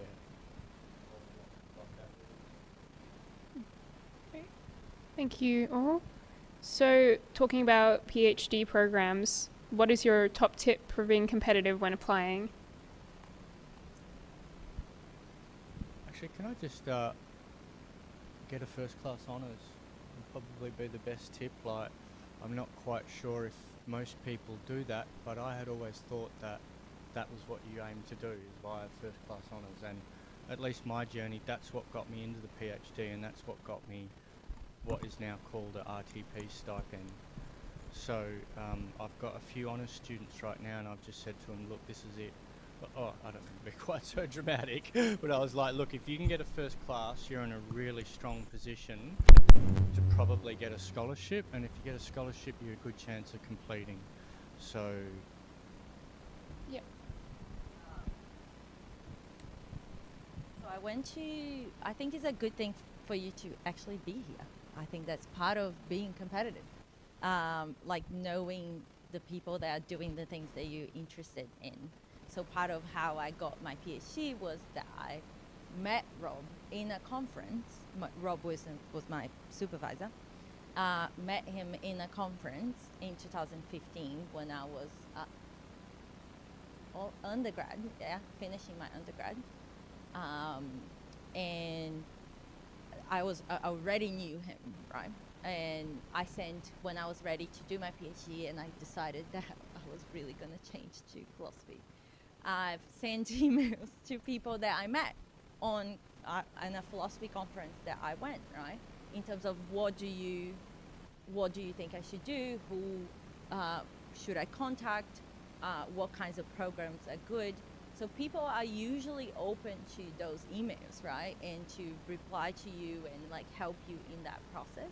And to be there, right? And for people to know that you exist as well. I think I've helped that process, because part of the process is a personal process, right? It's not just you do a test and you pass, right? The personal part is definitely included in the accepted or not accepted. So I think be able to contact people like it's normal to send emails, right? To say, I want to do that, can you help me? To where should I go and who should I talk to? Yeah. All right, great. Thank you. So I would guess having a good supervisor would be an important part of this, but how did you keep sane during your PhD, if you did? What? Sane. How did you keep mentally healthy? Oh, sane. Yeah. I think, yeah, it's broad. Yeah.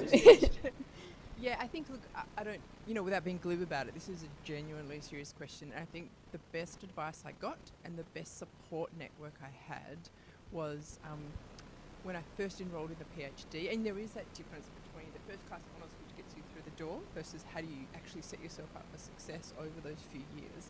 And the best advice I had was that we had some introductory orientation sessions with Rob Wilson from history, and what he said was make sure you have a good support network of friends and peers who are also going through the PhD. And he was absolutely right. I ended up with some really good, I think, lifelong friends. We just happened to share an office. We were not working in philosophy together, and I think that was absolutely to the good. We weren't competitors in any sense. Philosophy can be so, competitive.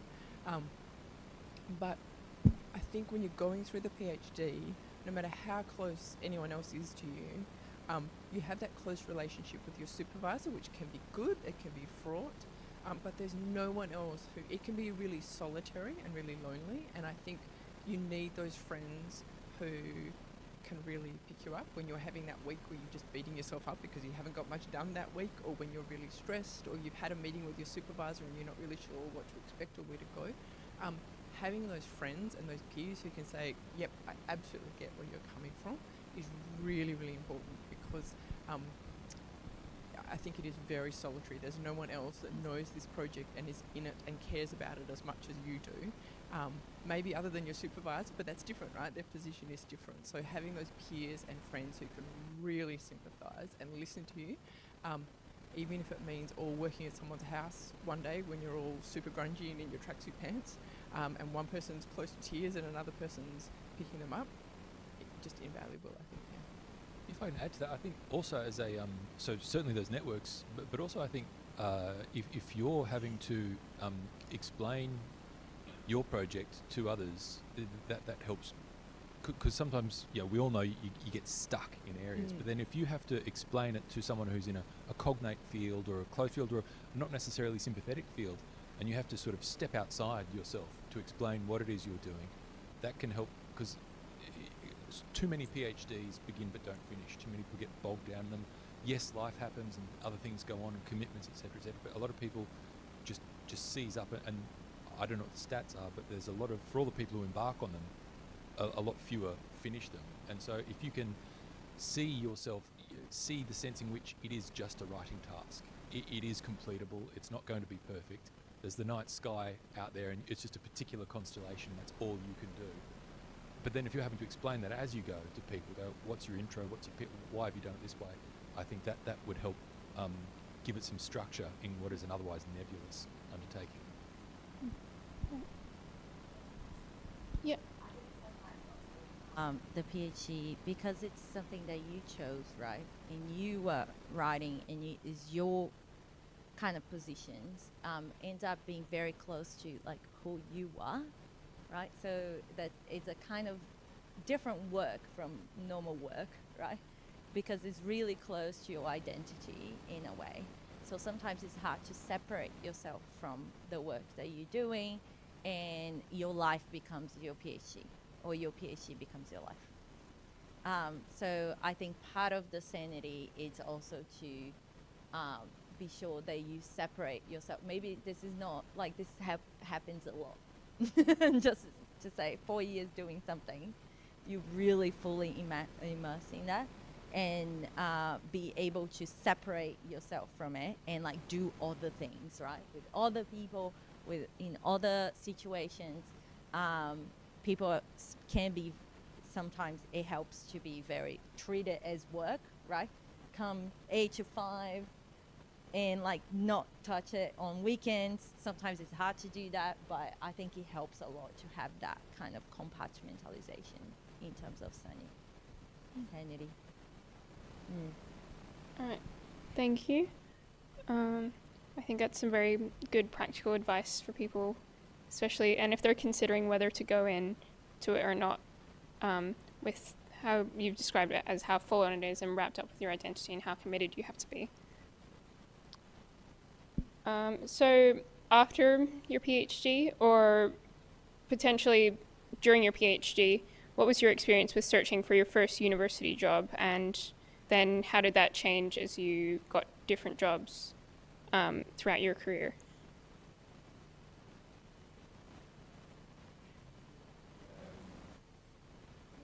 Soul destroying, and look, there's no point beating around the bush. There's not many jobs in this field. I got really lucky at Notre Dame. I put in, after my job in China, and look at this, I graduated.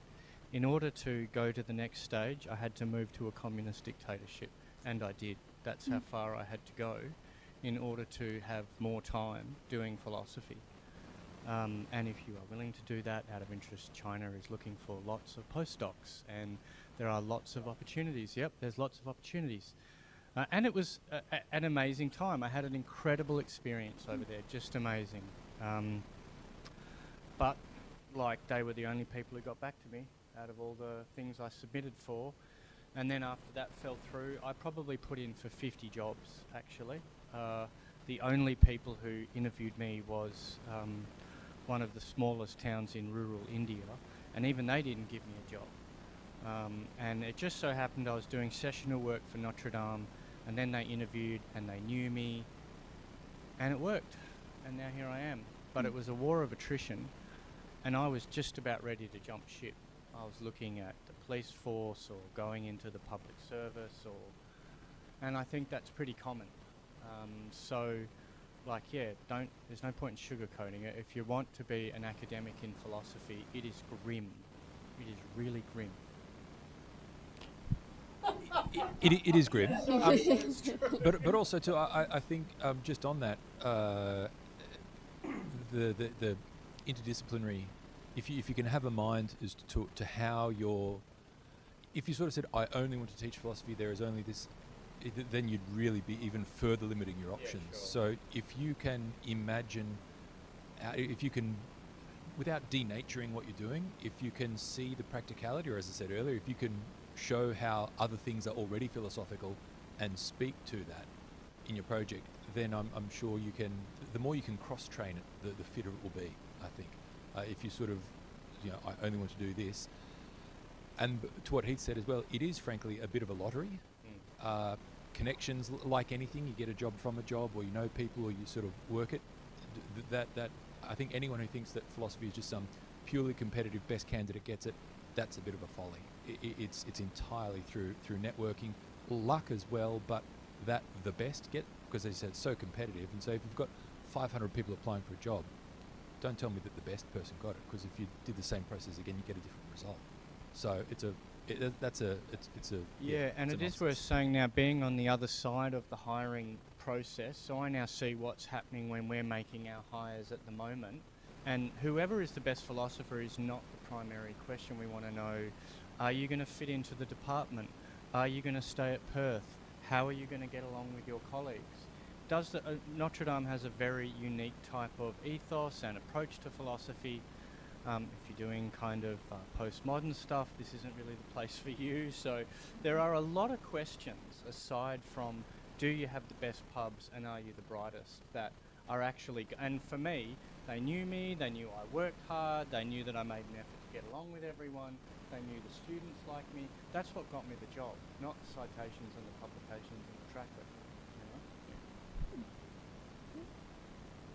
Any other comments, or pretty much covered it there? Yeah. It's very broad for me, so I just did a cycle of applications. In like the end of my PhD, got like things comes in waves. It's weird on this application kind of word, right?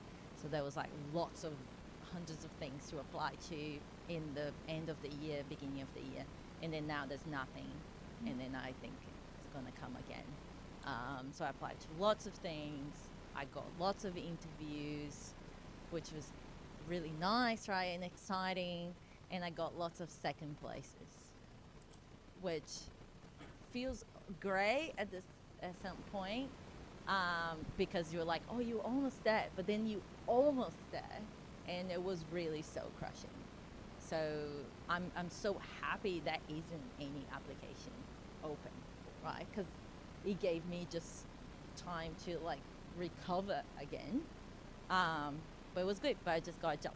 So yeah. One late response just now. So that's a nice thing. So I applied for lots of things. Congratulations. Have a party, yeah. Yes.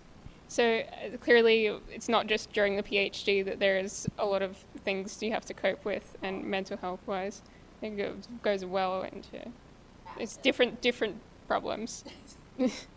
Yeah. Just on it, PhD is a bit of a security blanket in a way. Like that's the easy bit. I think it's it's difficult. It's its own slog, but in the end, like if you can complete an undergraduate degree, you can do a PhD. It's not any order of magnitude more difficult. It's just 4 years doing. If you've done 80,000, however it is, it's the equivalent of being a student again for 4 years. So it's not insanely more difficult. You have to finish it. There's the discipline of having a project and whatnot, but at least you can control that. But the job market, it's like you can paddle as hard as you want. If the waves aren't there, you're not surfing. Again, not to be too grim. Yeah. Not to be too grim. Great. So, let's see. This is more to do, I guess this is coming up, or doing honours, PhD, and once you have a position, you're writing papers. Do you have any advice for coming up with new topics or niches to write papers on or investigate and research? Is there a particular process you use to navigate this process?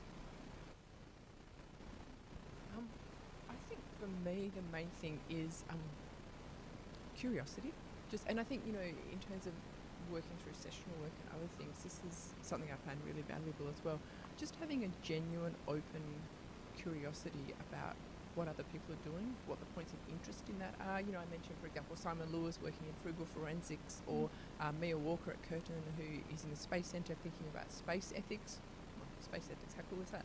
But just having that curiosity, right? And I think that often plays out for me, say, in an MBA classroom where you're talking with people who have some career experience, who have some life reflection, and having those conversations with them. I think that's often the space where that happens, but genuinely having conversations with people and being, you know, I think the kind of boring way to do philosophy outside of philosophy departments is to just go out and kind of broadcast what philosophy says about things and think of it as a one-way conversation. And I think the curiosity for me and the juice is in having those two-way conversations, genuinely hearing from other people's points of view, what's happening in other disciplines, what life experience, what questions do people have. And, you know, sometimes you can kind of see them coming, but sometimes, to me, it really blindsides me, right? And I'll be having conversations with students and think, actually, that's a really good question. What do I think about that? Who has written about that? How do I explore that, right? And that's also fun, right? Remember I said that, you know, like, one of the beauties of working at a university is, it turns out you can just email people and say, hey Zoe, what you're doing is fascinating. Can we have coffee and can I ask you about your work for half an hour? There is no one on the planet that doesn't just want to tell you what they're doing for 45 minutes and how great it is. And that is just like a superpower, the fact that you can do that. So for me, I think that's really the way to go. Pretty much in agreement? Yeah. Right. Yeah. And that's, I mean, it's good it's not any other way, that you don't have to research things that you aren't interested in too much, at least for writing papers. I mean, look, I think there are a million ways that you can go about it. I'm sure there are people who sit down religiously and read every edition of Mind when it comes out and make notes, and hats off to those people. But for me, I just am much more lowbrow, I guess, and I just would genuinely rather hear from other people. I'm sure there are those people who are just killing it. And there are different ways to go. I was just going to say on that, how do they spend time with their friends or partners? But it's probably not actually a problem for them. They don't have that Maybe they're both doing that together in the worst case. Yeah, they get like Mind as a magazine, right? Oh, I'm gonna check it out. What's going on? Cool. Don't do that yet. Feel like. Okay.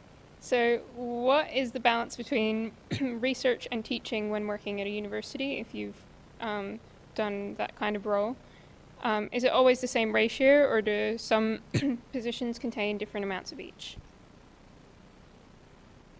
In my experience, just recently, it's changed. When I first started teaching, that's all I was doing. And broadly, I think research is an expensive hobby. Like we've been saying, it's your passion.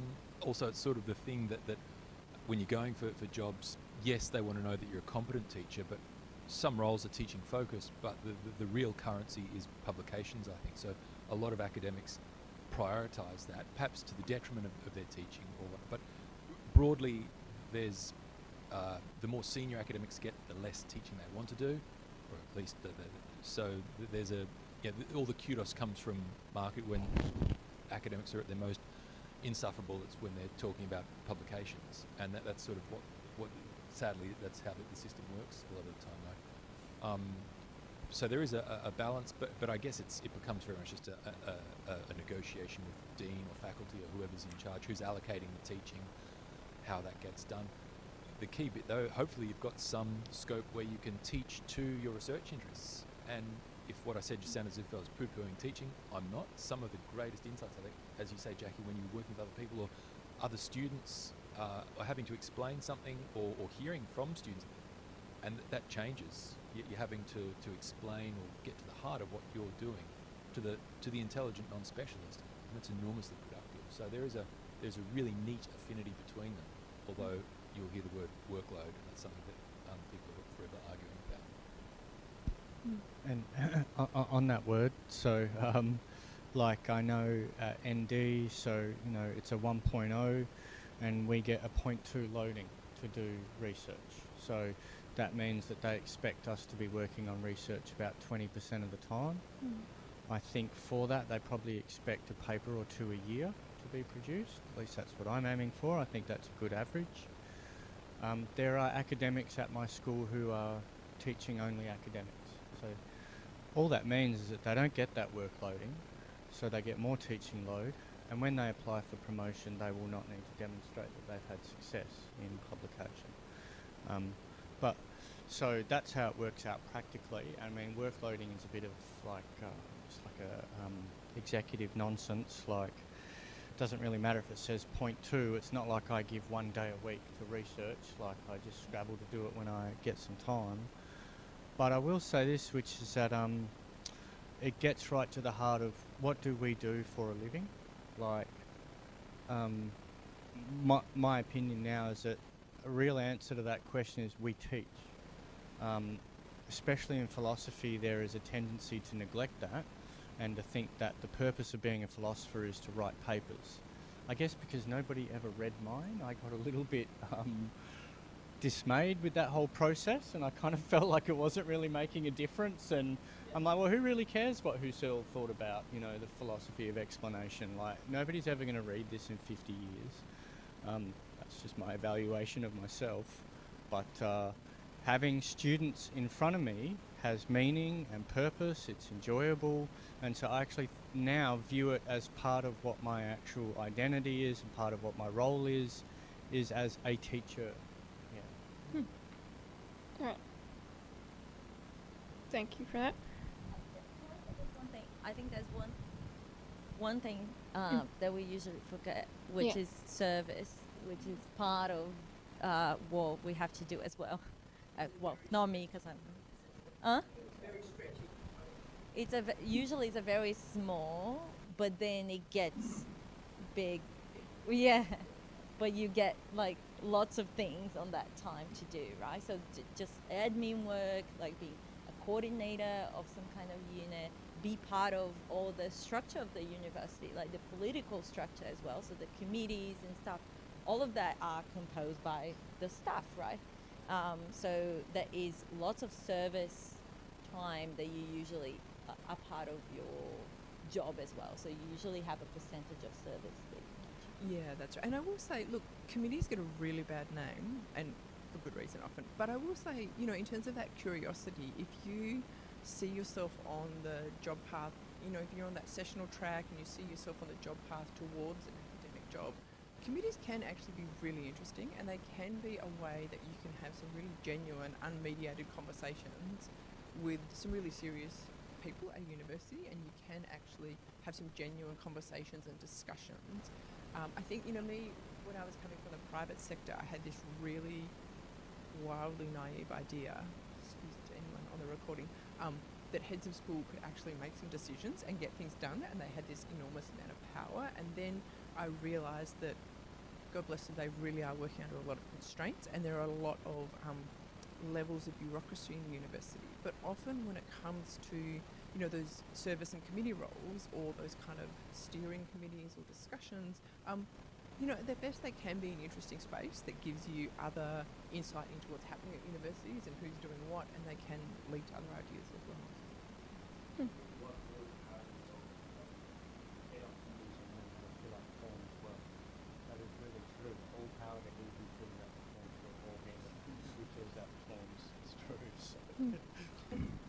Like Plato, it's all in the forms, isn't it? So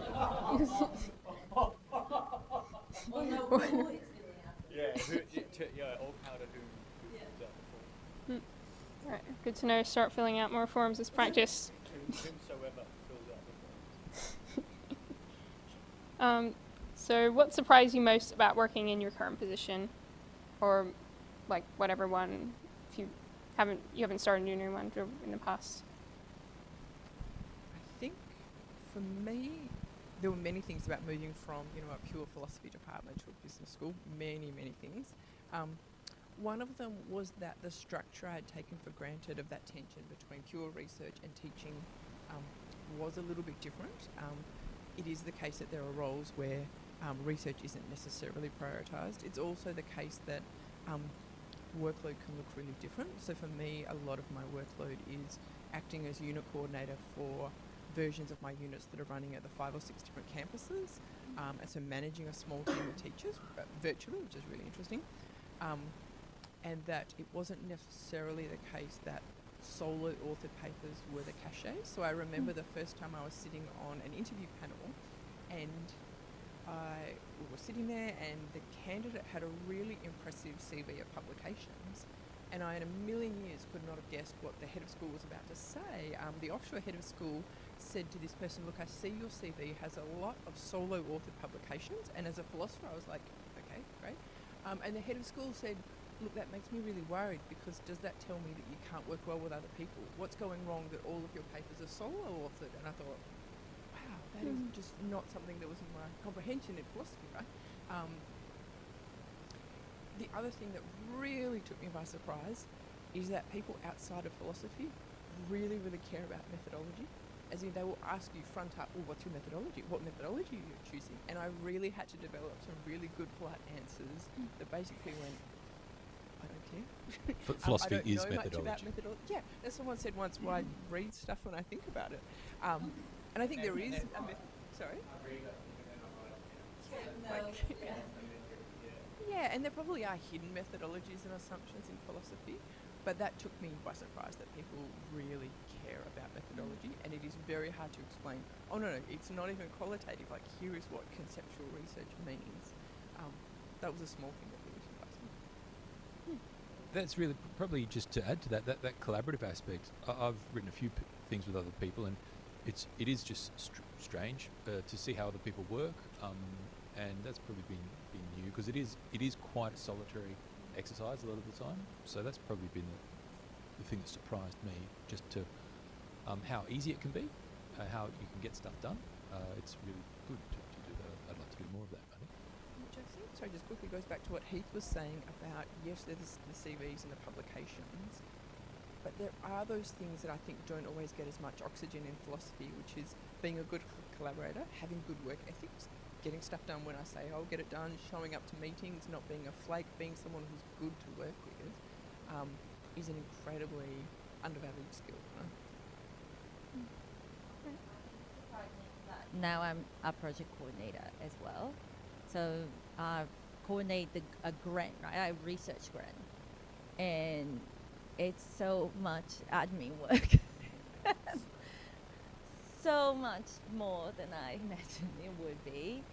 Like with learning how the financial works, and have to talk to the financial department at the university and trying to figure out how think through what we're gonna do with the money, right? It's like philosophers are not trained to deal with money, and then you do have to do that, right? If you want to do research, like big research, you need to get grants, and then those grants are money, right? And you have to deal with that, like where you're gonna invest that money, what's the best place to do that? Do you want to go to this conference or that conference? Do you want to bring people? So those kinds of choices, I think it was something that was not in my immediate thinking, I would say, doing my PhD, and now it's something that I have to kind of do it as well. Great. Did you have any points? Sure. Nice one. Same with you guys. Hopefully, you know what you're getting into. Yeah. Okay. Yeah, I have one left, but we can. Yeah. No, we definitely have. We have plenty of time. No, that's perfectly. No, I was gonna go to the last. No, you're perfectly right. I was thinking last 15 minutes at least. Definitely. I'll get to my one later because I'm not gonna forget it. It's not gonna go out of my head. Go ahead. Okay. Well, first of all, because we were kind of talking about networking, my name's Genevieve Smith. If you're ever in a position to hire someone named Genevieve Smith, please do. Thank you, Genevieve Smith, that is. And my friends call me Vivi because I've got a lot of friends and I'm Genevieve Smith. Yes, I am. So I'm pretty much as undergrad can be. I'm in my 3rd year and I'm just, really what my question is about is kind of finding a niche. I'm finding it really hard to like pick one specific thing that I'm really into. And I think like obviously it's quite intimidating, you know, like if you're gonna do a PhD and really write about something, you don't want to be stuck writing about something that you kind of hate thinking about. You really, and like also because it kind of becomes this extension of your sense of self and it's kind of what you're doing and who you are for quite a long time really. And I just, if you guys have any advice from experience or just like advice in general of how do I find what it is that I really want to think about and focus on in the future. I don't know if this is certainly not the only answer, but I think for me, as I said, deliberately chose something I thought I'm interested in this. It wasn't the only thing that I was interested in. I was interested enough, I would say. You know, I had enough interest. And I think it's really, you know, like passion is such a high bar. Like I could somehow dig within myself and find the perfect answer. I think for me what happened is I was interested enough in leadership. I'm interested in other things. But what happens really, really quickly is you become kind of obnoxious and you see everything else through that prism, right? And I have an unlimited ability, I think, to think, oh, I think leadership relates to this, right?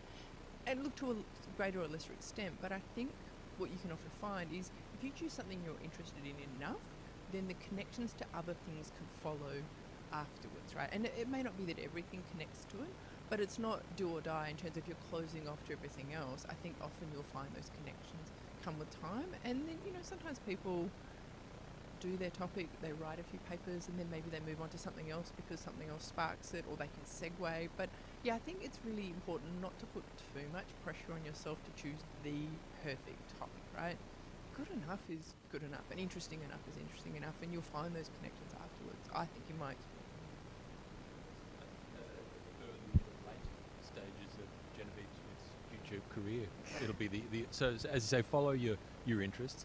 I guess just from a setting out stage though, as per the project, follow the literature, get a sense. I'm a big fan of the history of ideas, but like get it. So much of a lot of philosophy here is so nakedly ahistorical. So you sort of think, well, hang on, who else has talked about this before? We've heard Aristotle, etc., etc. How these feature anything, and also a language. Like, if it's Stein or something, is it German? Do you need to, like, at this early stage of your career, there's yet time to pick up French or German, whatever the case may be, if that's necessary and perhaps helpful and yeah, in future. I don't want to interrupt, but that is really funny because my granddad told me I had to learn German, and I was like, no, I don't want to learn German. He said, if you want to be a philosopher, you have to read it in the German. Unless it's Greek, then. Maybe I'll But yeah, you can just change, right? Like, I think, but like give it a fair go to whatever you choose. So I think there is a difficulty and I see that in lots of honors students to like choose what they want to talk about because they want to talk about all these things that they're really interesting and they want to connect everything into, and it's just 15,000 words, right? So it's good to give it a go, a small go, in terms of, oh, I'm going to answer this, and see, well, if you enjoy doing that, then you can continue to the next question, right? And then if it wasn't good, maybe you can commit to a master's, and I'm a very fan of a master's. I know people don't do it that much here, but so I did do a research in my undergrad, like honors, and I chose to do a master's before a PhD. because I didn't know if I wanted to commit for 4 years. And I really needed a year after the master's to still decide if I wanted to do a PhD. So maybe that's the case if you're not sure. Maybe you do the honors and you're like, that's it. Yeah, I have lots of questions that follow this, and that's okay. But if not, that's kind of a way that there's a path to go that you can change.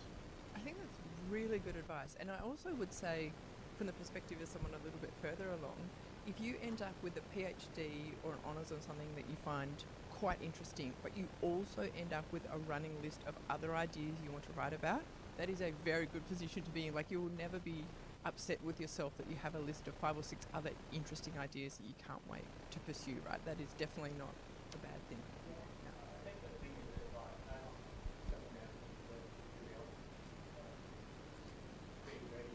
Be continually frustrated and disappointed because you'll never actually there are always a million more things. You go, oh, I wish I had more time, and you know, like, you've got like this great hunger, which is the stream, and then all the little publications and research are these tiny little rivulets that you get to say something incredibly myopic about, but the actual stream itself is always overwhelming in comparison to the myopic that you get to focus on, and that never changes, you know, like the stream gets bigger and bigger.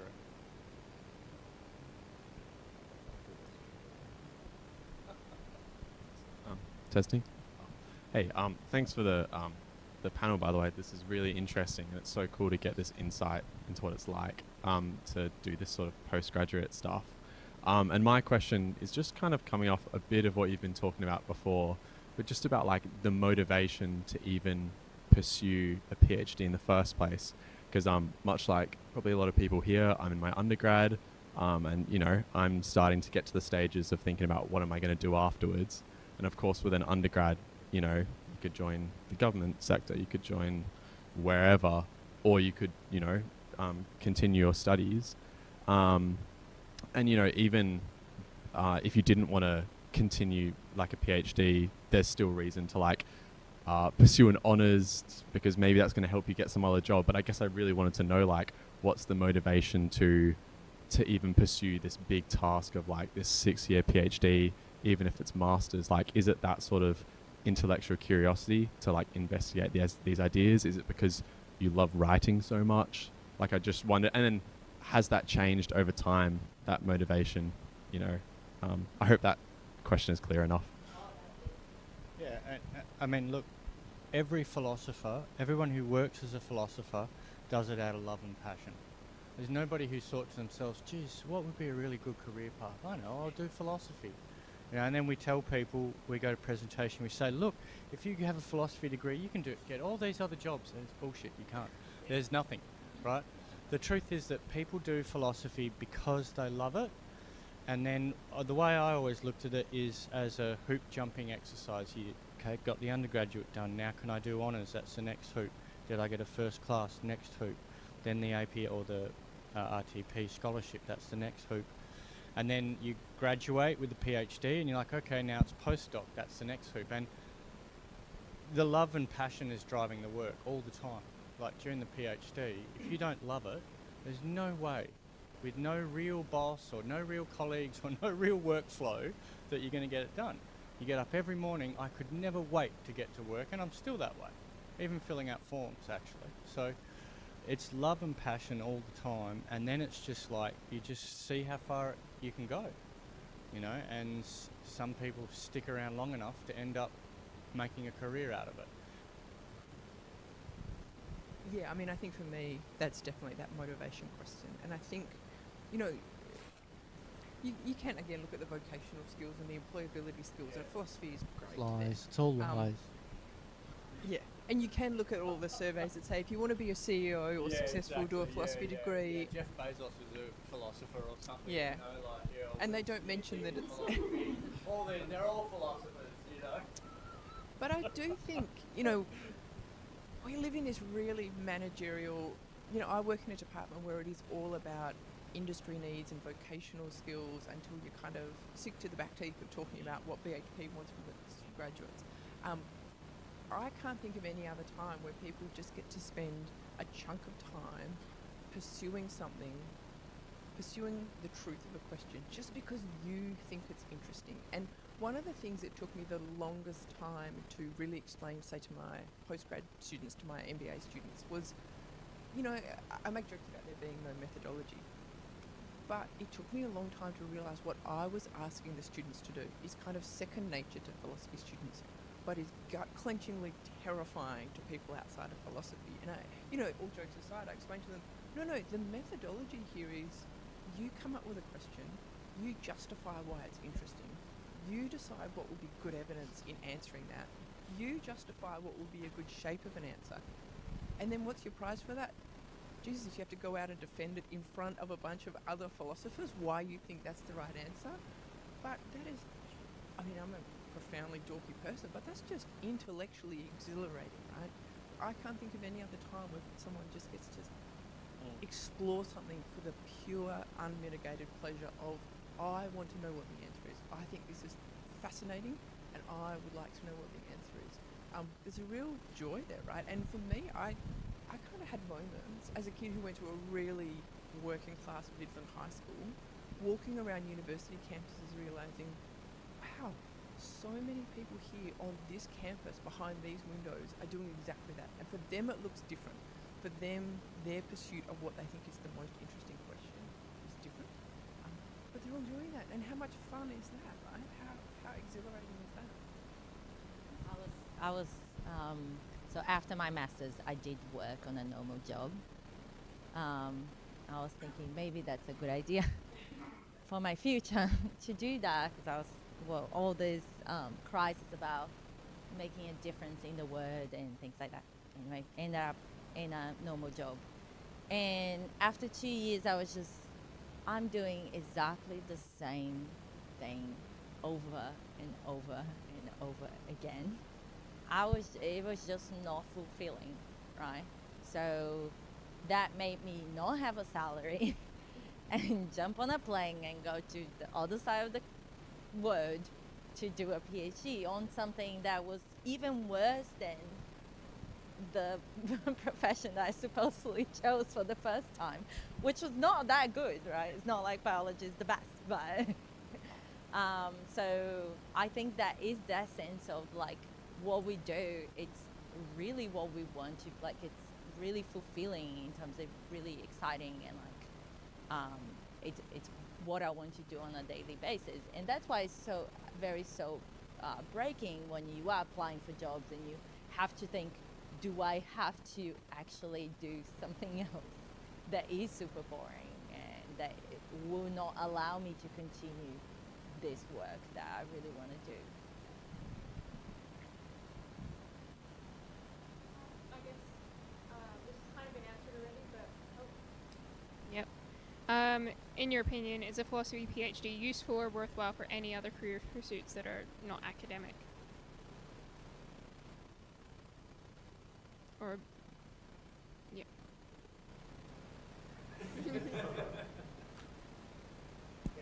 Like, because I do a lot of work at Notre Dame for open days and welcome days, and talking to year 12s and year 11s and their parents, and there's the answer you give to the parents and the answer you give to the students' parents. Oh yeah, absolutely, you know, like, and there are a lot of statistics that show that philosophy graduates earn very good money, and that they are sought after in different types of businesses and institutions for their skills.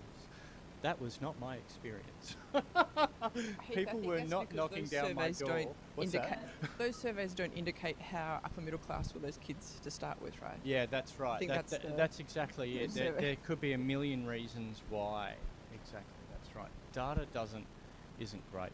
But I do know, if you're young enough and you do a philosophy undergraduate, there are lots of what are they called? Working for government departments and internship programs. You are a good candidate for an internship program if you've got an undergrad, because you're well suited to policy analysis. And the way the PhD is probably a bit of overkill, you know, like, like the truth is, if you are young enough and you have an undergraduate bachelor's in anything, then you look like a relatively attractive candidate to all sorts of people. But it's not because you're a philosopher, it's because you're like under 25 and you're not an idiot, you know, right? When for me, I graduated like I was 40, I had a PhD, so nobody's given me an internship, you know, like, and yeah, so I was overqualified and underskilled and too old. So, you know, it depends is the short answer to that question. Very much depends, yeah. I think if I can give maybe a slightly more optimistic, it depends. I think it obviously depends on the job, right? Like there are some jobs where having that PhD qualification, you know, there are industry. Philosophy is not really like that, for better or worse. And often there will be, I think people are in a position where having done a philosophy PhD, at the very least shows that they're able to do a body of research, to get to grips with the topic, to commit to a project and to come out of that. And I know from speaking with people who work, for example, in the public service, that is really valued there. So there might be people who have a PhD and that's seen as a good qualification regardless of the job.